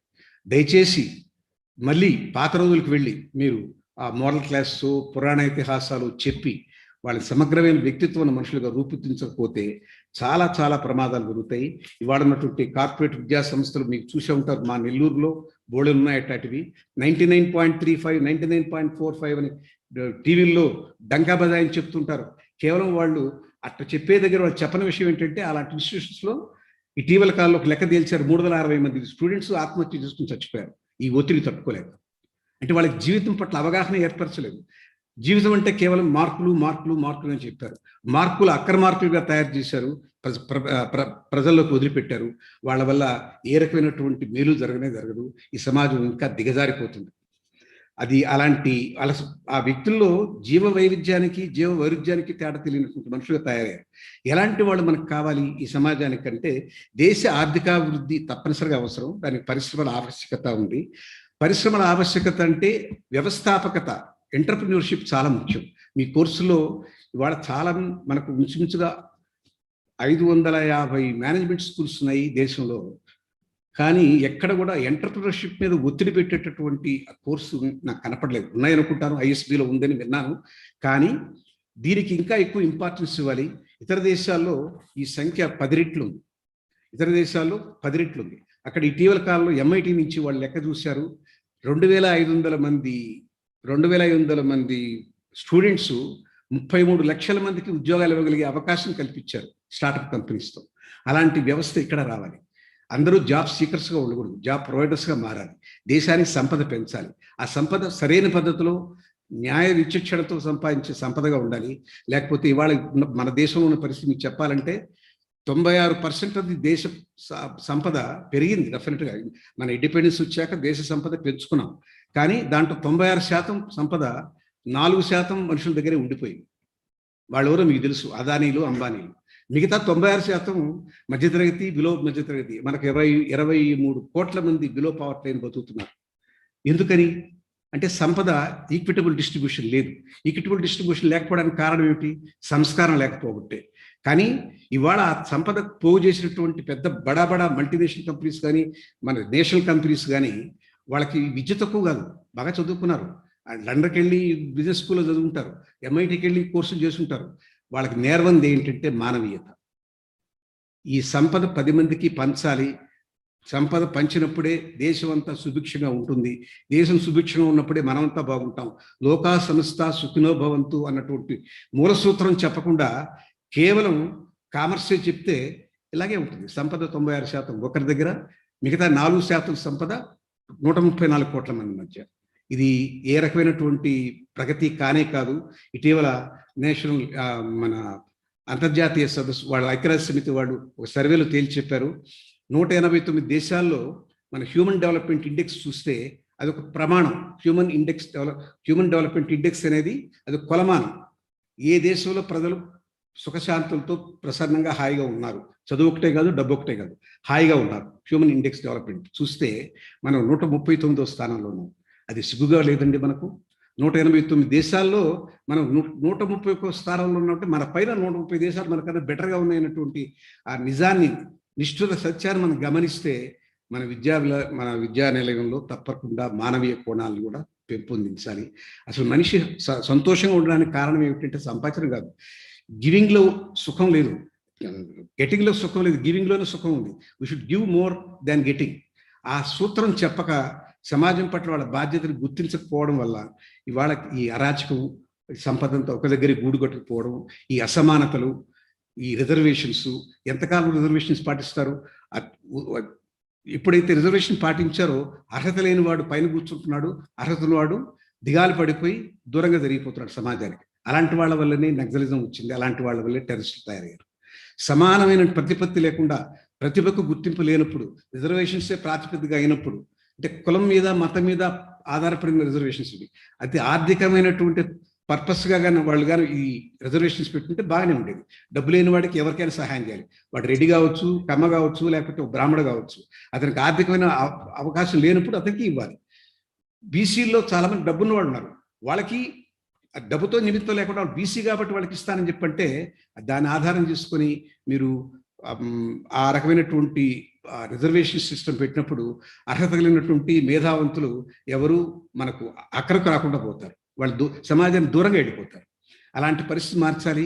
ఈ విద్యా విధానంలో ఈ మార్పులు తీసుకొస్తే కానీ మనం సరైనటువంటి స్థితిని, మనం హ్యూమన్ ఇండెక్స్ డెవలప్మెంట్ మనం మార్చుకోలేము. వస్తువులు పోగు చేసుకోవడం కంటే మనుషులు చేరదీసుకోవడం అనేటువంటి అత్యుత్తమ విద్యా ప్రయోజనం మనం విద్యలో నేర్పించాలి. విద్యలో ఉండాల్సిన ప్రధానమైన అంశం ఏంటంటే సమాజం పట్ల నాకు బాధ్యత ఉన్నది అన్న విషయాన్ని నూరిపోయాలి. మన సమాజంలో మన మనుషులే మన దేవుళ్ళు అన్నటువంటి ఆ ఊహ వాళ్ళకి కల్పించాలి. సరిసమానత అనే దగ్గరలో ఉండాలి, అందరికీ ఈక్వల్ ఆపర్చునిటీ ఇవ్వాలి. మన రాజ్యాంగంలో ఈక్వల్ ఆపర్చునిటీ ఉంది, కానీ ఆ రిజర్వేషన్స్ కొంతకాలం వెనకబడ్డ వాళ్ళని ముందుకు తీసుకొచ్చి పెట్టాలన్న తత్సంకల్పాన్ని ఇంకా కొనసాగించి అది పాయింట్ ఆఫ్ నో రిటర్న్కి వచ్చేసింది. ఇప్పుడు జరగబోయేటట్టు ఇంకా రిజర్వేషన్ కొనసాగితే, ఆర్థిక మన రాజకీయ లబ్ధి కోసం వాటిని కొనసాగిస్తే దానివల్ల విపర్యాలు చాలా ఎక్కువగా జరుగుతాయి. ప్రమాదం అంచుకు చేరిపోతాం. ఈ జాతిని ఇంకెవరు బాగు చేయలేరు. అందువల్ల ఎక్కడ ఆపాలో తెలియాలి, ఎక్కడ చేయాలో కొనసాగించాలో తెలియాలి.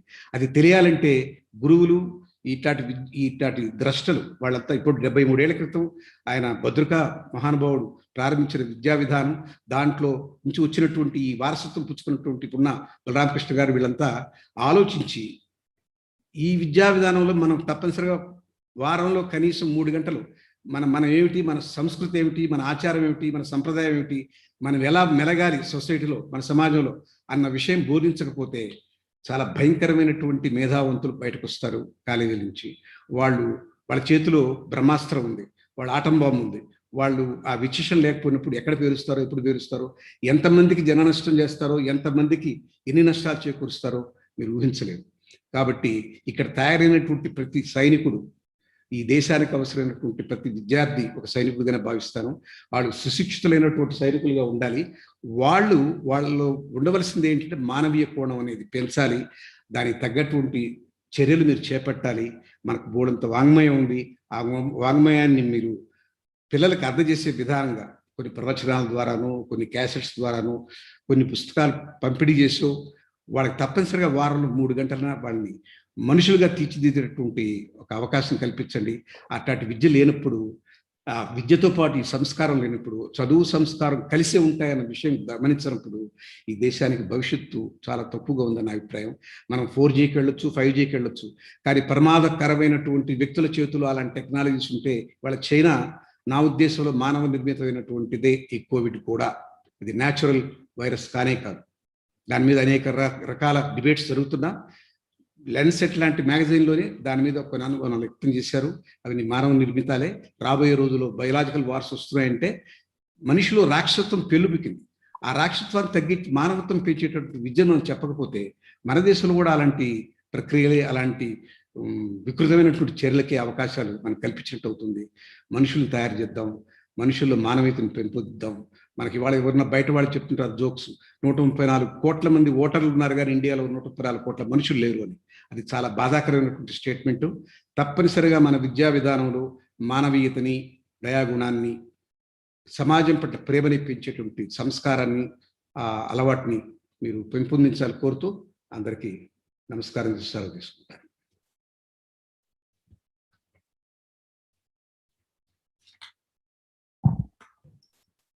As truly said, education and culture should go hand in hand.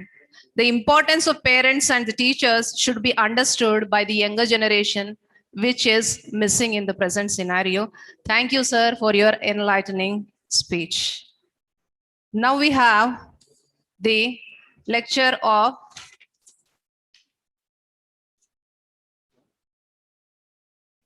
Padma Shri Dr. T.H. Chaudhary, that is Hanuman Chaudhary, sir. So at this juncture, I would like to say an expression which goes this way: when wealth is lost, nothing is lost. When health is lost, something is lost. But when character is lost, everything is lost. So character plays a vital role in students' life.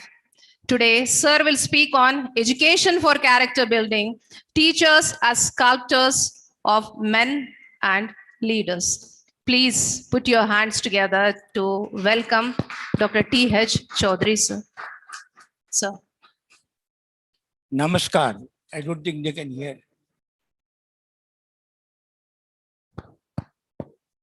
Right. Namaskar. आप सब बोलिए नमस्कार. Namaskar. जय Shri Ram. Jai Shri Ram. Jai Hind. Jai Hind. These are the 3 characteristics of Bharatiya Vidya, of Bharatiya Sanskriti. Namaskar. Everyone we meet, from him we learn something. Therefore, we say Namaskar. And why do we say Jai Shri Ram? Because Shri Ram is a dharma personified. Dharma, that which holds the universe as it is. So it is dharma. That's why we say Jai Shri Ram. And Jai Hind, because like Vande Mataram, it is salutation to the mother earth.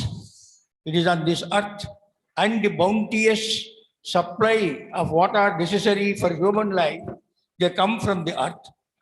Especially, that's why we say motherland, Janani Janmabhumischa Gariyasi Swargadapi Gariyasi.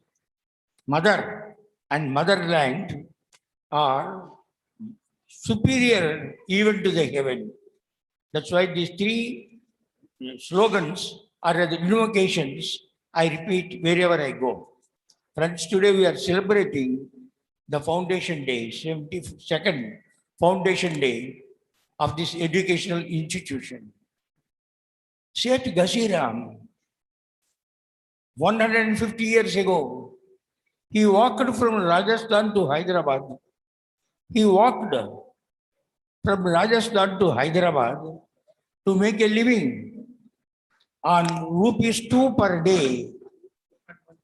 ₹2 per month, coming from Rajasthan to Nizam's Hyderabad 150 years ago.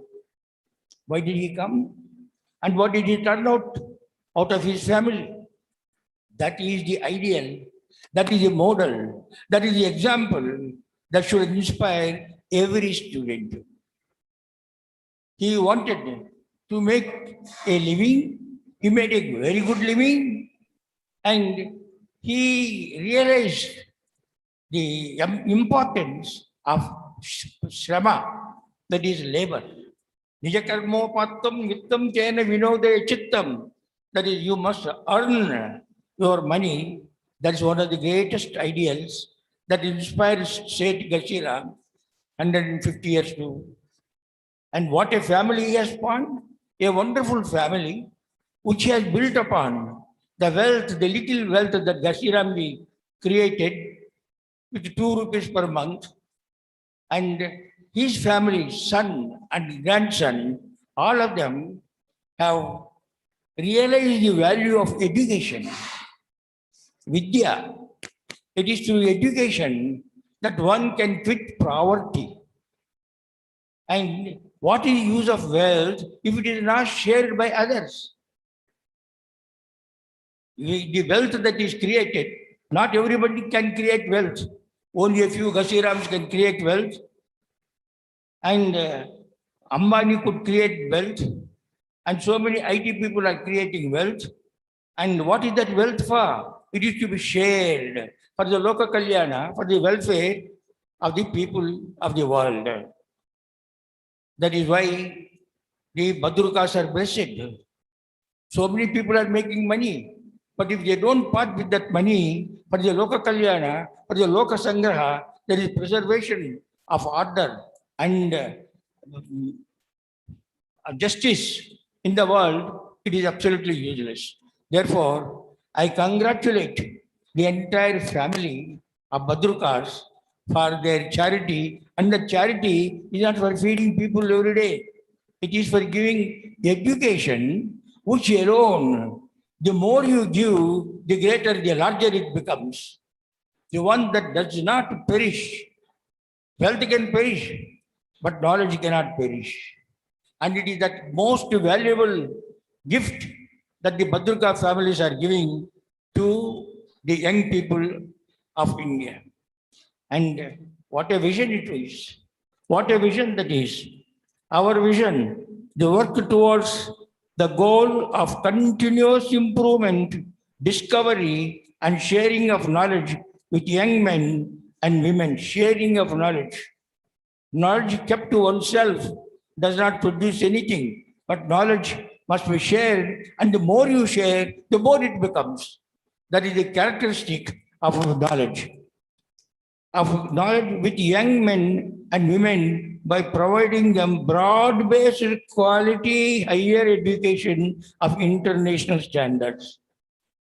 What is that education? Broad-based quality. It's a quality education. The purpose of education is first to discover who you are, what you are in the society, in the country, in the world, in the university. That Atma-upamyena, to discover oneself, because God has, while creating humanity by evolution, has imparted certain intelligence in every human being. In the scale of evolution of life, from insects to birds to animals to human beings, the intellect has been increasing. And how do you use that intellect? It is naturally implanted by God. It is to be ignited. It is to be enlightened. It is to be expanded by teachers. Teachers, there are several grades of teachers. An Upadhyaya only gives information. An Acharya gives information plus knowledge. He converts information into knowledge that is useful. He becomes an Acharya. Then the next stage is Drashta. That means who can see forward, who knows the past. And therefore, where shall I lead humanity through this education? After that comes, next stage is Guru. Guru. And after Guru comes the Pandita. Guru Brahma, Guru Vishnu, Guru Deva, Mahesha, Sakshat Parabrahma. Parabrahma. He is superior even to Brahma, the creator. That is the Gurutva. See, Krishna, where did he learn? Which school did you go to? Sandipani's Gurukula. He went, he was such a great birth. And he went as a student into Sandipani's Gurukula. What did he ultimately turn out? As a Jagat Guru. And what did the Kuru Pandavas do? They got the teacher Drona in order to learn all the Vidya, that is archery and all missiles, whatnot. What is the outcome of that Vidya? You got a teacher, you got a tutor, you knew everything. Here is an advertisement. Every Monday, this advertisement comes giving number of people, men and women, who can tutor you in mathematics, in chemistry, in physics, so that you get ranks. You get ranks, but not education, not samskara, sanskriti, not morally elevating, socially responsible persons. So the difference between the real Vidya learned with Shraddha from a guru like Sandipani is Krishna becoming Jagat Guru. Engaging tutors, going to China schools, that is Chaitanya and Narayana. They are China quality schools. And what is it that they are learning? Nothing. They have poultry-fied education. A poultry may mukkulo nunchi meta, muddilo nunchi guddu. That fodder or food goes to the beak and an egg comes out. That's all. That is not education. That is answering question papers which have been given for the last 5 or 10 years, giving answers. That is not education. So education is, so our vision, that's very, very important, to transform the students into enlightened, spiritually inspired. What is the difference between an animal and a man? Man has to be spiritually inspired, emotionally balanced. How many students are committing suicide because they did not get a job or did not get admission into one of the prestigious schools? Today's newspapers report that one young man killed himself by falling on the railway track because he did not have a job. So he is not spiritually or any educationally informed person. He just got a degree. That is degreed but not qualified. Such people.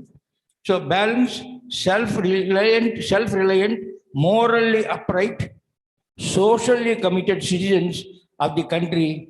And what is the mission?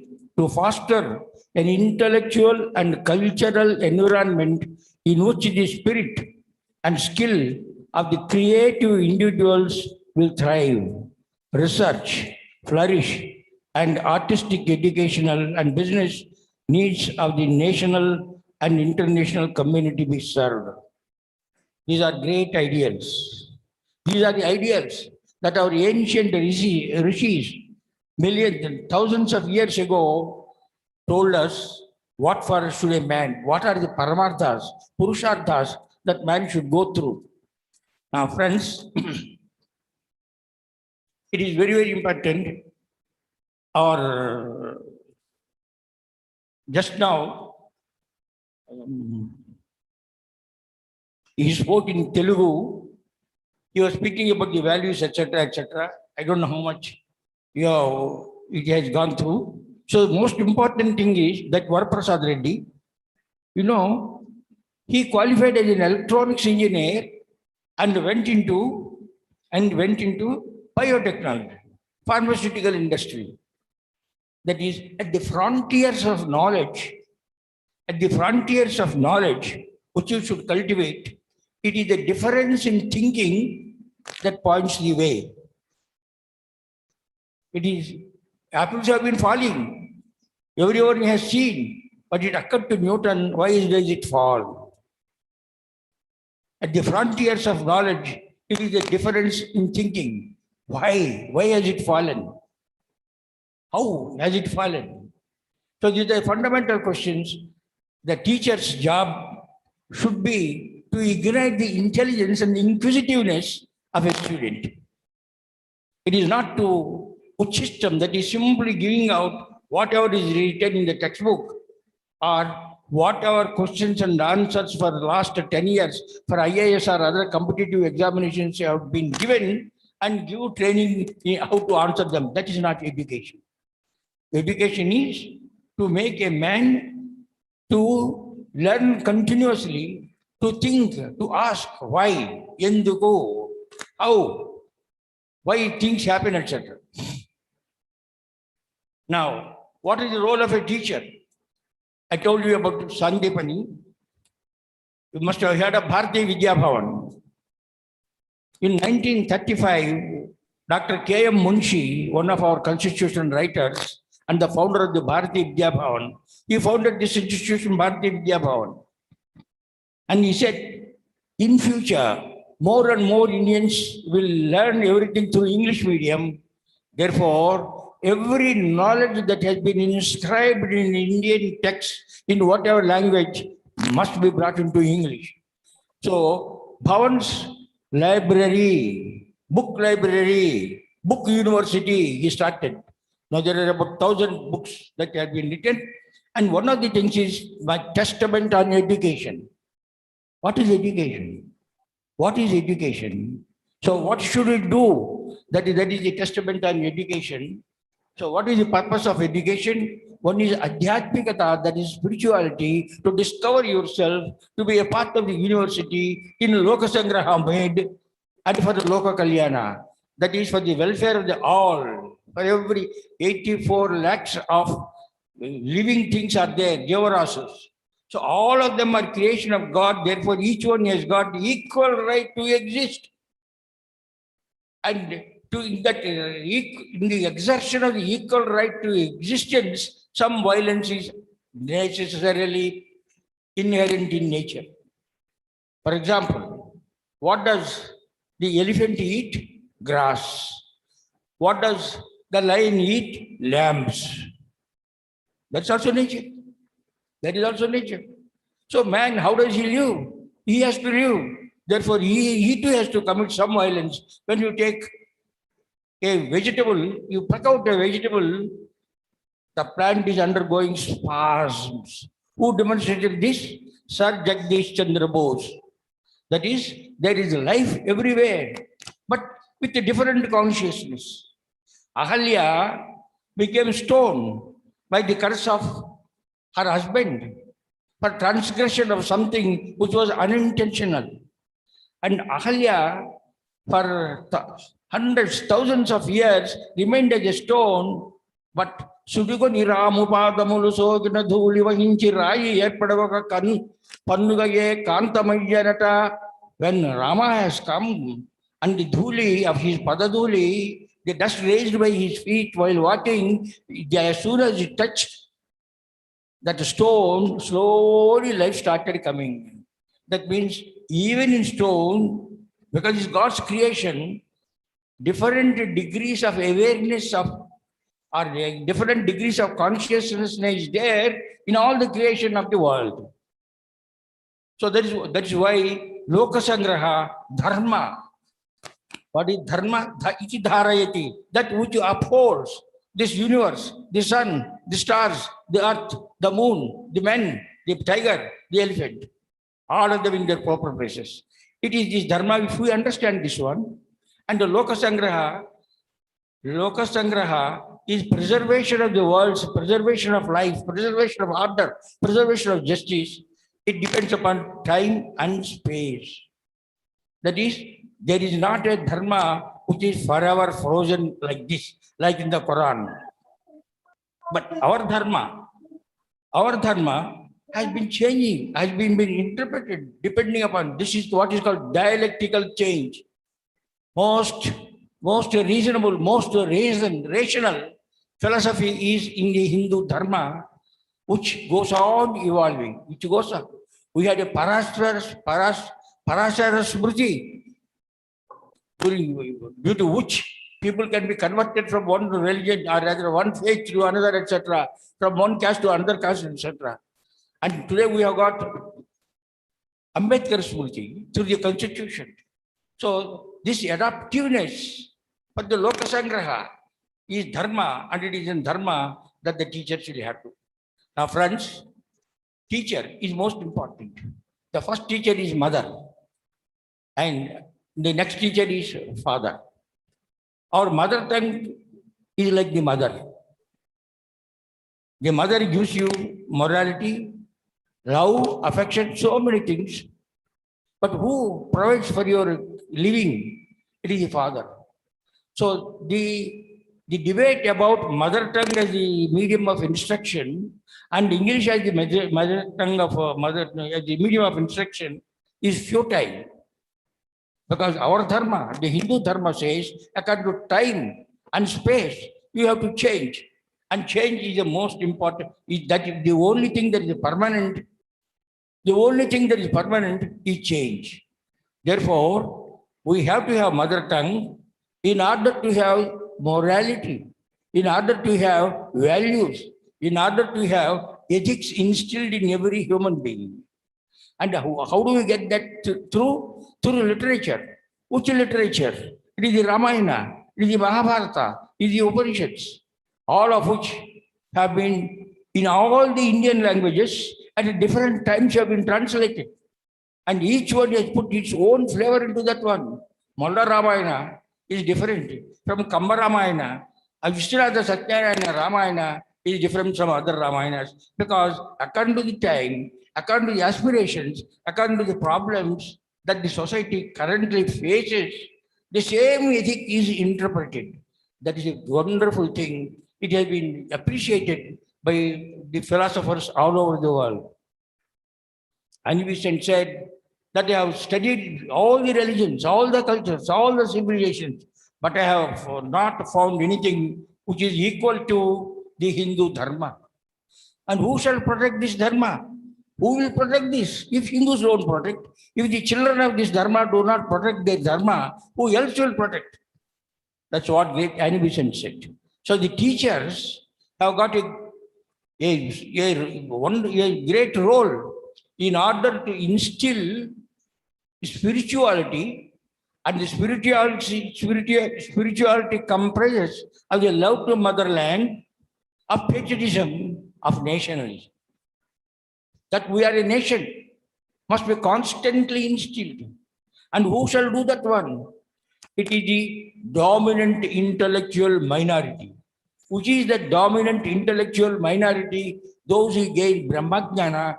Once upon a time it was Brahmana, but it is a time. But now everyone who studies, who understands, who analyzes, and who synthesizes is a Brahmin. I say I am a Brahmin. My grandfather said we should all become Sat Shastri, true Shastris, not by birth but by learning. So it is this jignasa, the inquisitiveness, that has to be instilled by the teachers. Unfortunately, our education has gone awry. There is no value in that one. As I said, China, that is Chaitanya and Narayana type of schools, they are preparing thousands of people by only feeding them just like the Burgis in order to write some competitive examination. What is the outcome of that one? If you take a collector, if there is a problem, he is looking to the CMO, Chief Minister's office. What does this Chief Minister want? I will do that one. But he has not analyzed the problem. He has not found out the solution. He has no gut and no courage, no stamina to implement what is proper. For example, in Andhra Pradesh, Dr. J. Prakash Narayan, when he was the collector, he was an ideal collector. What is the problem? What is the solution? I will implement it. That's my dharma. That's what I also imbibe while making the telecommunications liberalized, removing the monopoly, etc. So friends, let me end with this specter of unemployment. The specter of unemployment, something terrible. 100 engineering graduates, among others, applied for a job in a mortuary. Mortuaries, after death, you cut up the body and find out what is the reason for this. And an assistant there, the qualification is 8th standard. But graduate engineers, 100 of them applied in Calcutta. For 150 class 4 jobs in Uttar Pradesh in 2015, 5 lakh graduates applied.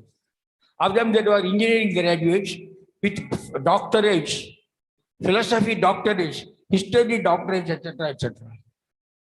5 lakhs of them applied for a 5th class standard, a pune's job in the Lucknow Secretariat. And what is this? The education that does not enable you to stand on your own legs, nijakarmo patam, that is to earn my own livelihood, and I do not want to depend upon others. That is not given. Therefore, today, a little while reference has been made by Varaprasad Reddy, the politicians, they have found out a philosophy of making the poor people live in painless poverty. Painless perpetual poverty. How is that painless? By DBT, direct bank transfer. Gorrela pampakam. 8 లక్షల గొర్రెలు సంవత్సరానికి పంపకం, 6,000 crores of rupees. To everybody 10,000 rupees. So this is painless poverty. So this is because there is no education. And what are the teachers doing? There are Democratic Teachers Association. There is Socialist Teachers Association. Now what are they going to teach? Are there a Fascist Teachers Association? The Revolutionary Students Union, RSU, Democratic Socialist Students Union. So students, teachers, all of them getting into the mire of politics in the name of social justice. So the educational institution that was started by the Badrukas, when did they start it? Within 2 years of the liberation of Telangana. Within 2 years of liberation of Telangana, 17th of September 1948, Telangana was liberated from Rajakars and Nizam and from the demoniac rule of those bigoted people. And the education earlier was through Urdu medium, for which nobody can get any job or anything in that sort, with an inscription on the Usmania University in Arabic. Recently, Vellodi's name was mentioned. Vellodi was the administrator after the liberation of Telangana of the Nizam's dominions. 1,000 Muslim fellows from Arab countries petitioned to the government of Telangana that Arabic inscription must be restored. It is a Sanskrit inscription after 1950.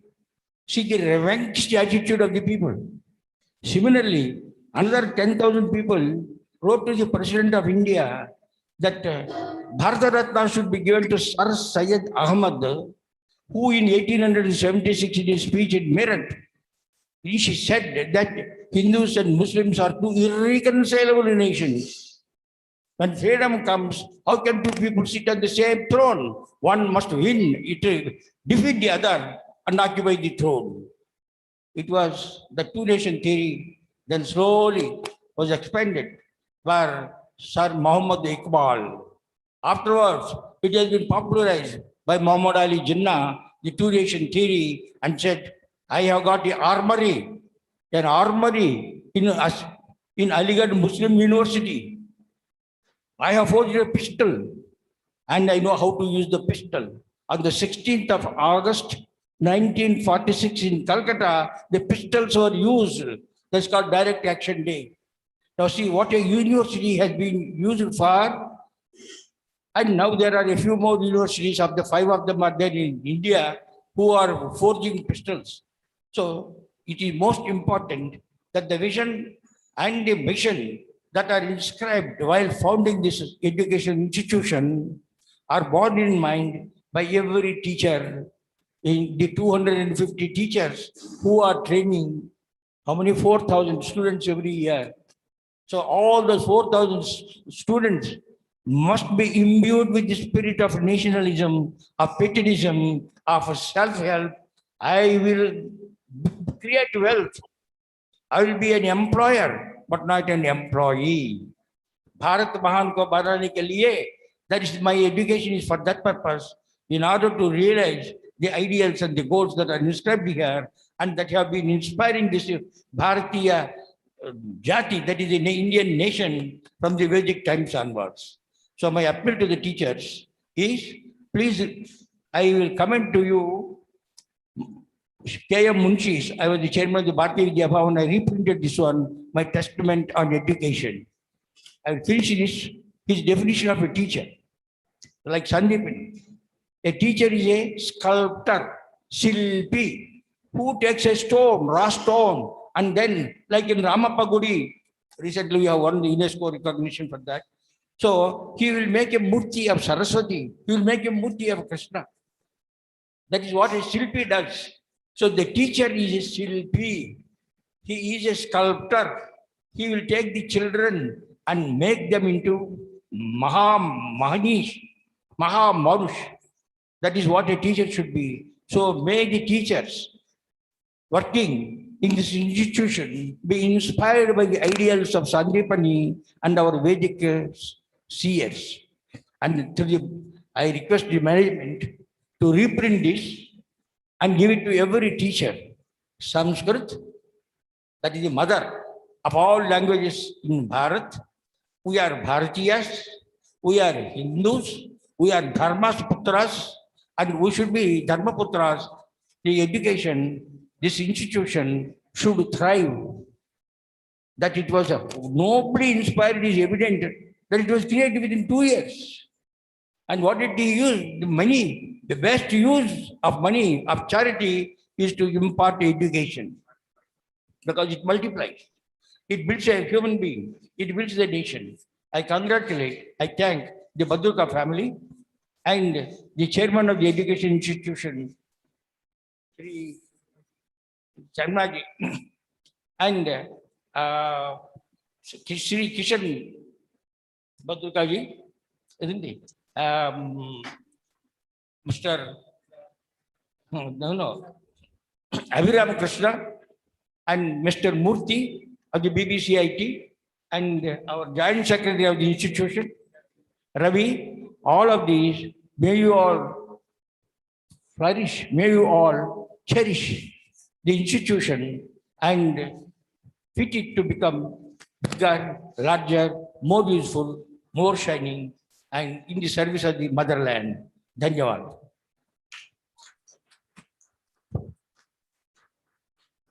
Rightly said, sir. Very few of us know that Badruka family hailed from a small village, Mitadi in Rajasthan, fondly called as Mitadi Marwads. They came all the way to Telangana with a vision to impart and spread education. Sir. Yes. Yes. Yes, sir. Yes, sir, absolutely. Sir, you very well described the grades, the journey from Acharya to Guru. Like apart from education, the teachers need to focus on the mental health, emotional stability of the students and make them enlightened individuals. Sir, thank you very much for sharing your wisdom and your enlightening speech. Although we are missing the physical presence of our chief guest and guest of honor, the felicitation of these two guests will be done at their places. We say and we follow Atiti Devo Bhava. It's our tradition to respect and honor our guests. So today, our guests are our gods. So we are fortunate to have Hanuman Chaudhary sir with us today. So I request all the dignitaries to felicitate our special guest, Professor Hanuman Chaudhary sir. So please just come forward to do the honors. Doctor, Professor and usual.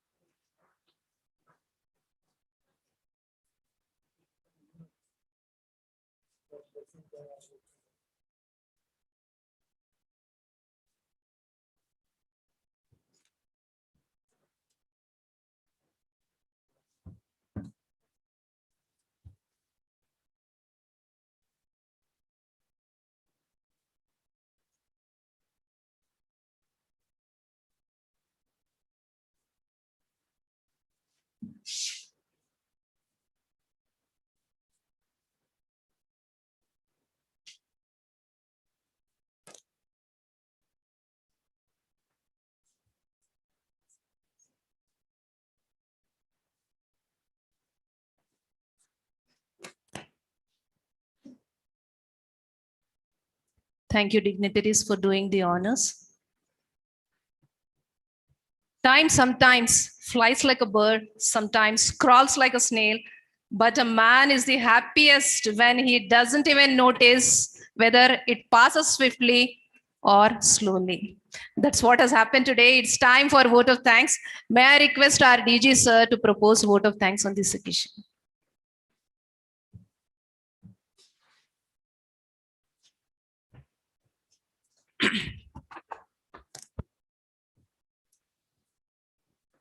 Distinguished dignitaries on the dais and off the dais, esteemed members of the Badruka family, valued members of the governing body, honorable members of the governing council, members of various committees, governing body of the individual institutions, earlier functionaries of the society, our beloved alumni, fellow colleagues, our students, special invitees, all our well-wishers.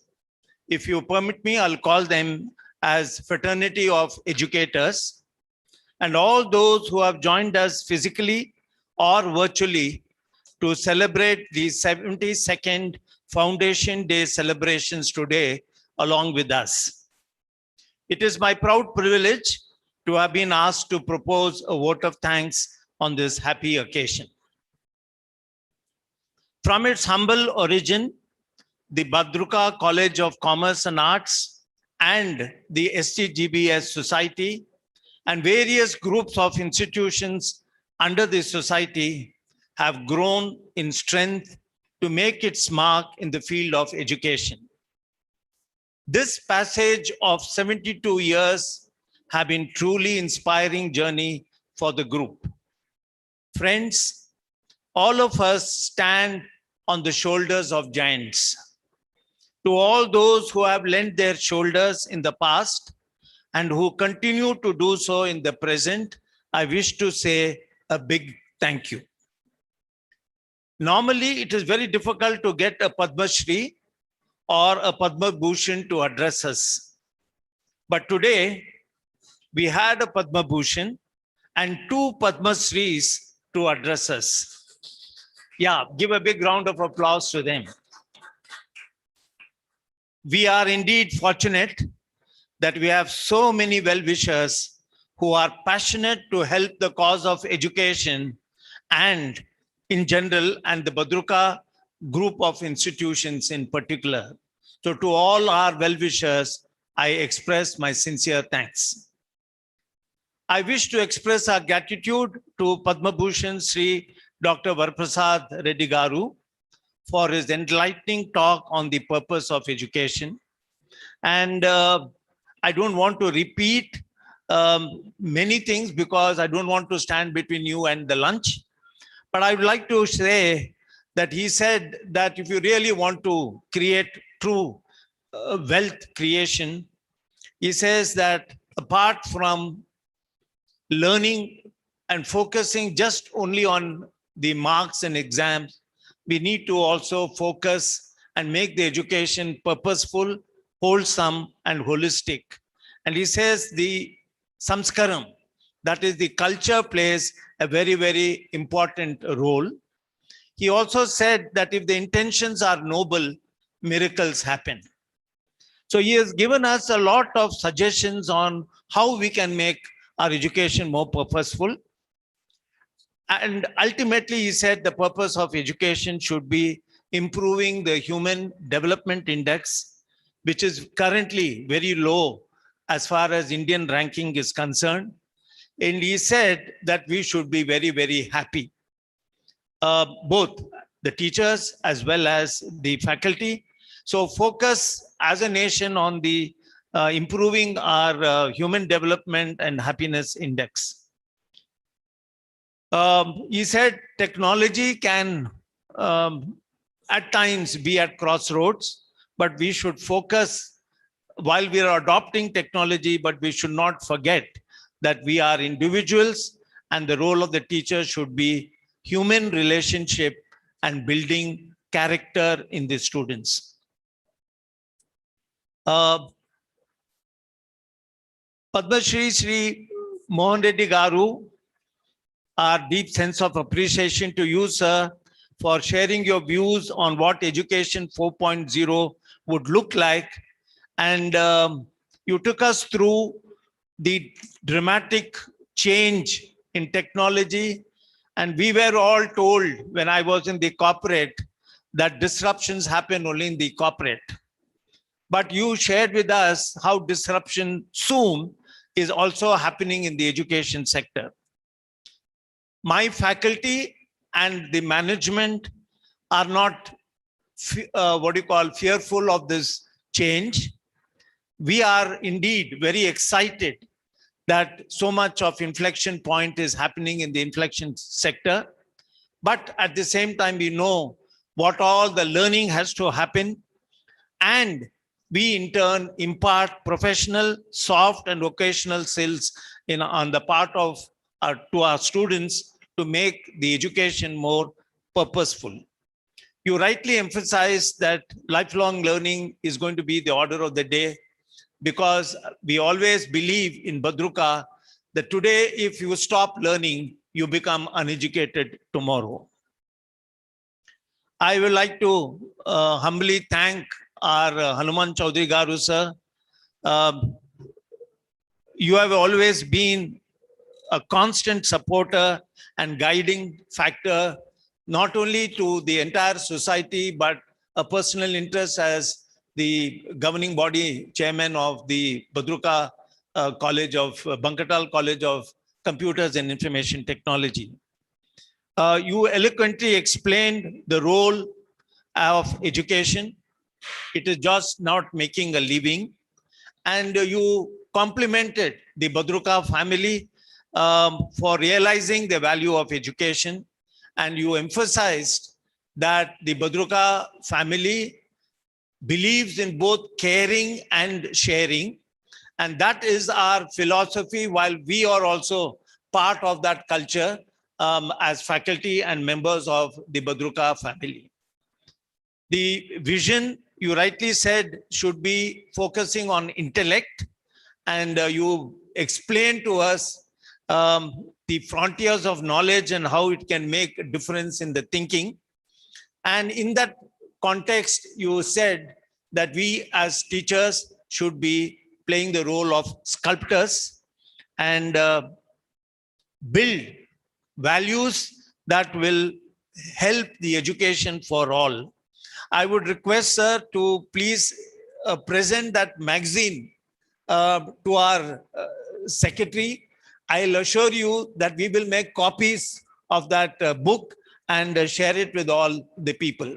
So may I request Sri Krishan sir to accept that, the magazine.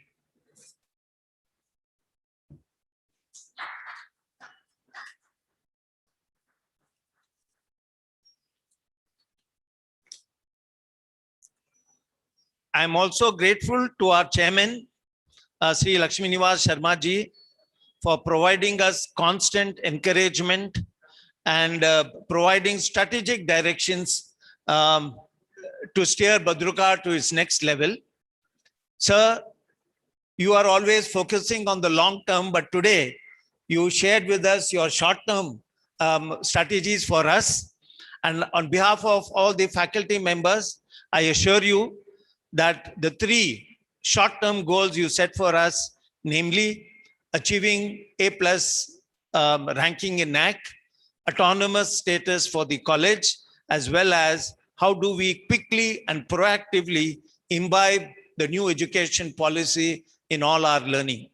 I assure you, sir, that we will quickly do that and meet your dream. Well, ladies and gentlemen, an event like this cannot happen overnight. It requires planning and a bird's eye for details. A profound thanks goes to Honorary Secretary Sri Krishan sir for his leadership. Sir, we thank you for taking the trouble and sharing your thoughts on how to make this event. And I also like to express our sincere thanks to Joint Secretary Sri Ravi Badruka ji, as well as Rajendra Badruka sir, our treasurer, for shaping this thinking for this event, encouragement, and their constant support. My special thanks goes to our director, G.S. Rao sir, for the meticulous execution along with his team. So to you, sir, we sincerely thank you. To all our friends, we are very fortunate to inform that we are backed by a team who are very motivated and dedicated and who were instrumental in creating this event. Our admin team, ably led by Nazeer sir, our technical team, Hayat Basha sir and Venkat sir, ably supported by John Praneeth sir and his team from Mrs. Hybro, who ensured the smooth virtual broadcast, photography, and video streaming to all those viewers to make this event broadcast not only across the country, but even outside of India. A special thanks to the family members of Badruka, our esteemed governing body, the governing councils of various committees, governing council members, our unit heads, principals, and directors of our group of institutions, vice principals, my revered teachers, alumni members. I cannot and the students, I cannot thank all of you enough for your involvement and cooperation. Ladies and gentlemen, please join me in expressing our appreciation to Anupa ma'am and her team for her dedicated team in making all these arrangements and conducting and emceeing the event.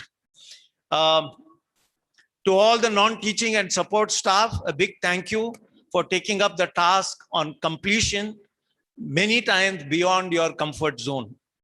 To all our fraternity of educators who are participating in these celebrations, both face-to-face as well as virtually, we are ever grateful to all of you. Our deep sense of acknowledgement and gratitude to are also due to Kishore sir and Keshav sir, our caterers, the members from the press and media, and all many people behind the scenes who worked hard to see that this celebration goes off well. To all of you, we express our warm appreciation. Thank you. I beg your pardon. I forgot to thank Gandikota Satyanarayana Rao, otherwise known as G.S. Rao. He planned this. He asked me, what shall we do? Can we suggest?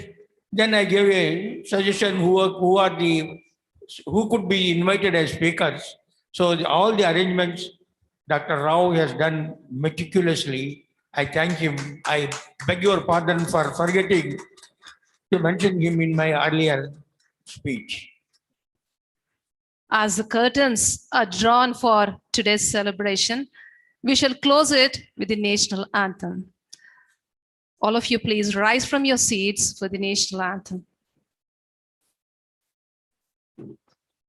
Janagana Mana Adinayaka Jaya He Bharata Bhagya Vidhata Punjab Sindh Gujarat Maratha Dravida Uttala Vanga Vindhya Himachala Yamuna Ganga Uchchala Jaladi Taranga तव शुभ नामे जागे तव शुभाशिष मागे गाये तव जय गाधा जनगण मंगलदायक जय हे भारत भाग्य विधाता जय हे जय हे जय हे जय जय जय जय हे जय Hind. All are requested to join us for lunch, please.